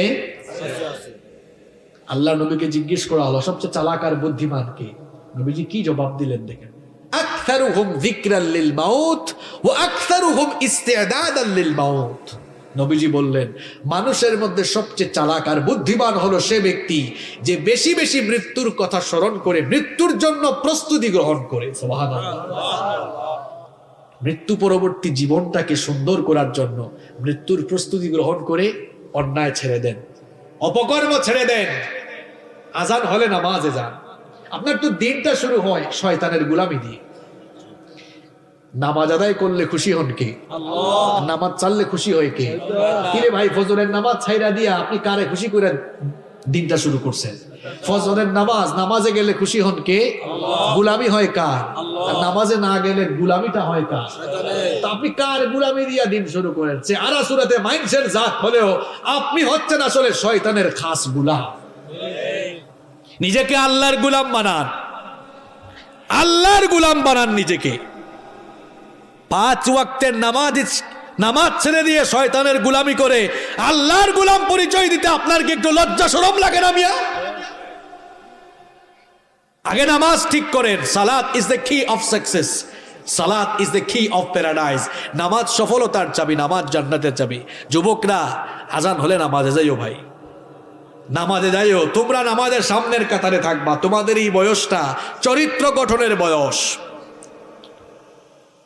আল্লাহর নবী বলেছেন, হাসরের মাঠে যখন আরশের ছায়া ছাড়া কোনো ছায়া থাকবে না, 7 শ্রেণীর মানুষকে আরশের ছায়ায় জায়গা দেওয়া হবে। তার মধ্যে এক শ্রেণী হচ্ছে ও শাবুন নাশাআ ফি ইবাদাতিল্লাহ। ওই যুবক যারা যৌবনকাল আল্লাহর ইবাদতে কাটিয়েছে, যুবকগুলোকে ডেকে ডেকে আল্লাহ আরশের ছায়ার নিচে জায়গা দিবেন। সুবহানাল্লাহ। আমার কলিজার টুকরা ভাইরা, যুবক ভাইরা যারা কলেজে বিশ্ববিদ্যালয়ে পড়ো, অনেকে এশার নামাজে যায় না, কয় পড়ার টাইম। তুমি এশার নামাজ আজান হয়ে গেলে মানে তোমার স্টাডি অফ করে দাও, বন্ধ করে দাও, নামাজ জামাতের সঙ্গে এসে পড়তে বসো, দেখবা তোমার মেধা শক্তি আরো প্রখর হয়ে যাবে ইনশাআল্লাহ। নামাজে যাইও। আর আমার বাবাদেরকে বলবো, অনেক বাবারা আছে আজানের সময় বিড়ি টানে, বিড়িটা ফু দেয় দেখে এটা কত দূর উপরে উঠছে। আছে এরকম? বাবারে, আজান হইলে নামাজে যাইয়েন। এই যে বিড়ি টানতেছেন, বিড়ি টানার মধ্যে মরে গেলে কি হবে? হ্যাঁ, আপনি আপনার মৌতের খবর জানেন? শোনেন, গতকাল রাতে দুনিয়ায় বহু মানুষ জিন্দা ছিল, আজ রাত তাদের কবরে প্রথম রাত হয়েছে। আগামীকাল আপনার কবরে প্রথম রাত হতে পারে। এই চিন্তা কেন আপনার মাথায় আসে না? কালকে মিটিং এর ডেট দিয়ে রাখছেন, এই আজকে ওয়াজ শুনে যাওয়ার সময় আপনার মৃত্যু হইতে পারে। এরকম বহু জায়গায় হয় না? ওয়াজ শুনে যাওয়ার সময় বক্তা মরে গেছে, শ্রোতা মরে গেছে, থাকবেন না দুনিয়াতে আপনি। Keep in your mind, মনে রাখবেন মৃত্যু আপনার সামনে, সামনে না, মৃত্যু পেছনে, কবর সামনে। মৃত্যুটা পেছনে তারা করছে, যে কোনো সময় আপনাকে ধরে ফেলবে আর কবরে নিয়ে যাবে। আর কবর খুব সাংঘাতিক জায়গা। কবরে কোনো ক্লাস নাই। আপনি বিমানে উঠবেন, ইকোনমি ক্লাসের সিট আছে, বিজনেস ক্লাসের সিট আছে। বিমানবন্দরে ঢুকবেন, সেখানে দেখবেন সাধারণ পাবলিকের জন্য একটা টার্মিনাল, ভিআইপি সিআইপিদের জন্য এক টার্মিনাল, আবার রাষ্ট্রীয় মেহমান যারা ভিভিআইপি এদের জন্য আলাদা টার্মিনাল, তাই না? আইসেন না, শোনেন, এই যে সব জায়গায় আলাদা আলাদা ক্লাস আছে স্ট্যাটাস অনুযায়ী। এই ভাঙ্গা এলাকায় কবরস্থান আছে না? কবরস্থানকে ভাগ করা নাকি? এখানে ভিআইপি, এখানে সিআইপি, এখানে এমপি সাহেব, চেয়ারম্যান সাহেব, এরকম করা আছে? সবার কবর একরকম। খুব ভয়াবহ জায়গা কবর। শীতের দিনে কবর খুঁড়বেন, শুধু পোকামাকড় বের হবে। বৃষ্টির দিনে কবর খুঁড়বেন, শুধু পানি বের হবে। পানির মধ্যেই মানুষ আপনাকে শোয়া রেখে আসবে। ভয়াবহ জায়গা। আলো নাই, বাতি নাই, সাথী নাই, নরম বিছানা নাই। এই মাটির উপরে আপনি চলাফেরা করে আল্লাহর নাফরমানি করছেন। মনে রাখবেন, মরার পরে এই কবর আপনার সাথে ভয়াবহ আচরণ শুরু করবে। আপনাকে রেখে আপনার ছেলে, আপনার বউ, বাচ্চা সব শেষ, একা হয়ে যাবেন আপনি। এই কবরের মাটি এমন আচরণ শুরু করবে, খোদাদ্রোহী আর আল্লাহর বিধানের বিপরীত জীবন পরিচালনা করলে, যে মাটির উপরে চলাফেরা করে মানুষের উপর জুলুম করেছেন, ওই মাটি কিন্তু আপনাকে ধরবে। আর বেশি দিন নাই, কিন্তু আর বেশি দিন নাই, সময় খুব সংক্ষিপ্ত। এই কবরে রাখার পরে কবরের দুই পাশের মাটি আপনাকে এমন ভাবে চেপে ধরবে, এক পাশের পাঁজর গিয়ে অন্য পাশের পাঁজরে এমনে ঢুকবে। কি ভয়ানক পরিস্থিতি! আল্লাহর নবী বলেছেন, কবরটা হয় কারো জন্য রাউদাতুম মির রিয়াদিল জান্নাহ, জান্নাতের বাগান, আও হুফরাতুম মিন হুফারিন নার, অথবা জাহান্নামের গর্ত হয়ে যাবে। কয়দিন থাকবেন মিয়া আপনি দুনিয়ায়? মানুষের হায়াত বাড়ে না কমে?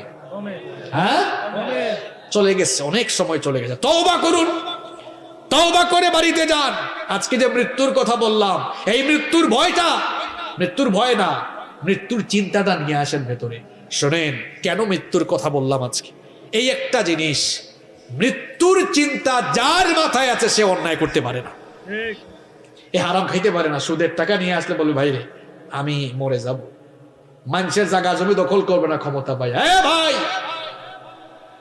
যারা একটু ক্ষমতা পেয়ে মানুষের জায়গা জমি দখল করছেন, কবরে আপনি কত বিঘা জায়গা নিয়ে যেতে পারবেন? নিজের বিবেককে প্রশ্ন করুন মিয়া। বহু জায়গায় জমি তো দখল করছেন আপনি, কতটুকু জায়গা নিয়ে যাবেন? 3.5 হাত জায়গা মাত্র আছে আপনার জন্য। মৃত্যুর কথা স্মরণ করে আসুন, অন্যায় অপকর্ম ছেড়ে দিই আর মৃত্যু পরবর্তী জীবনের জন্য আমল করে যাই। আল্লাহ তৌফিক দান করুন।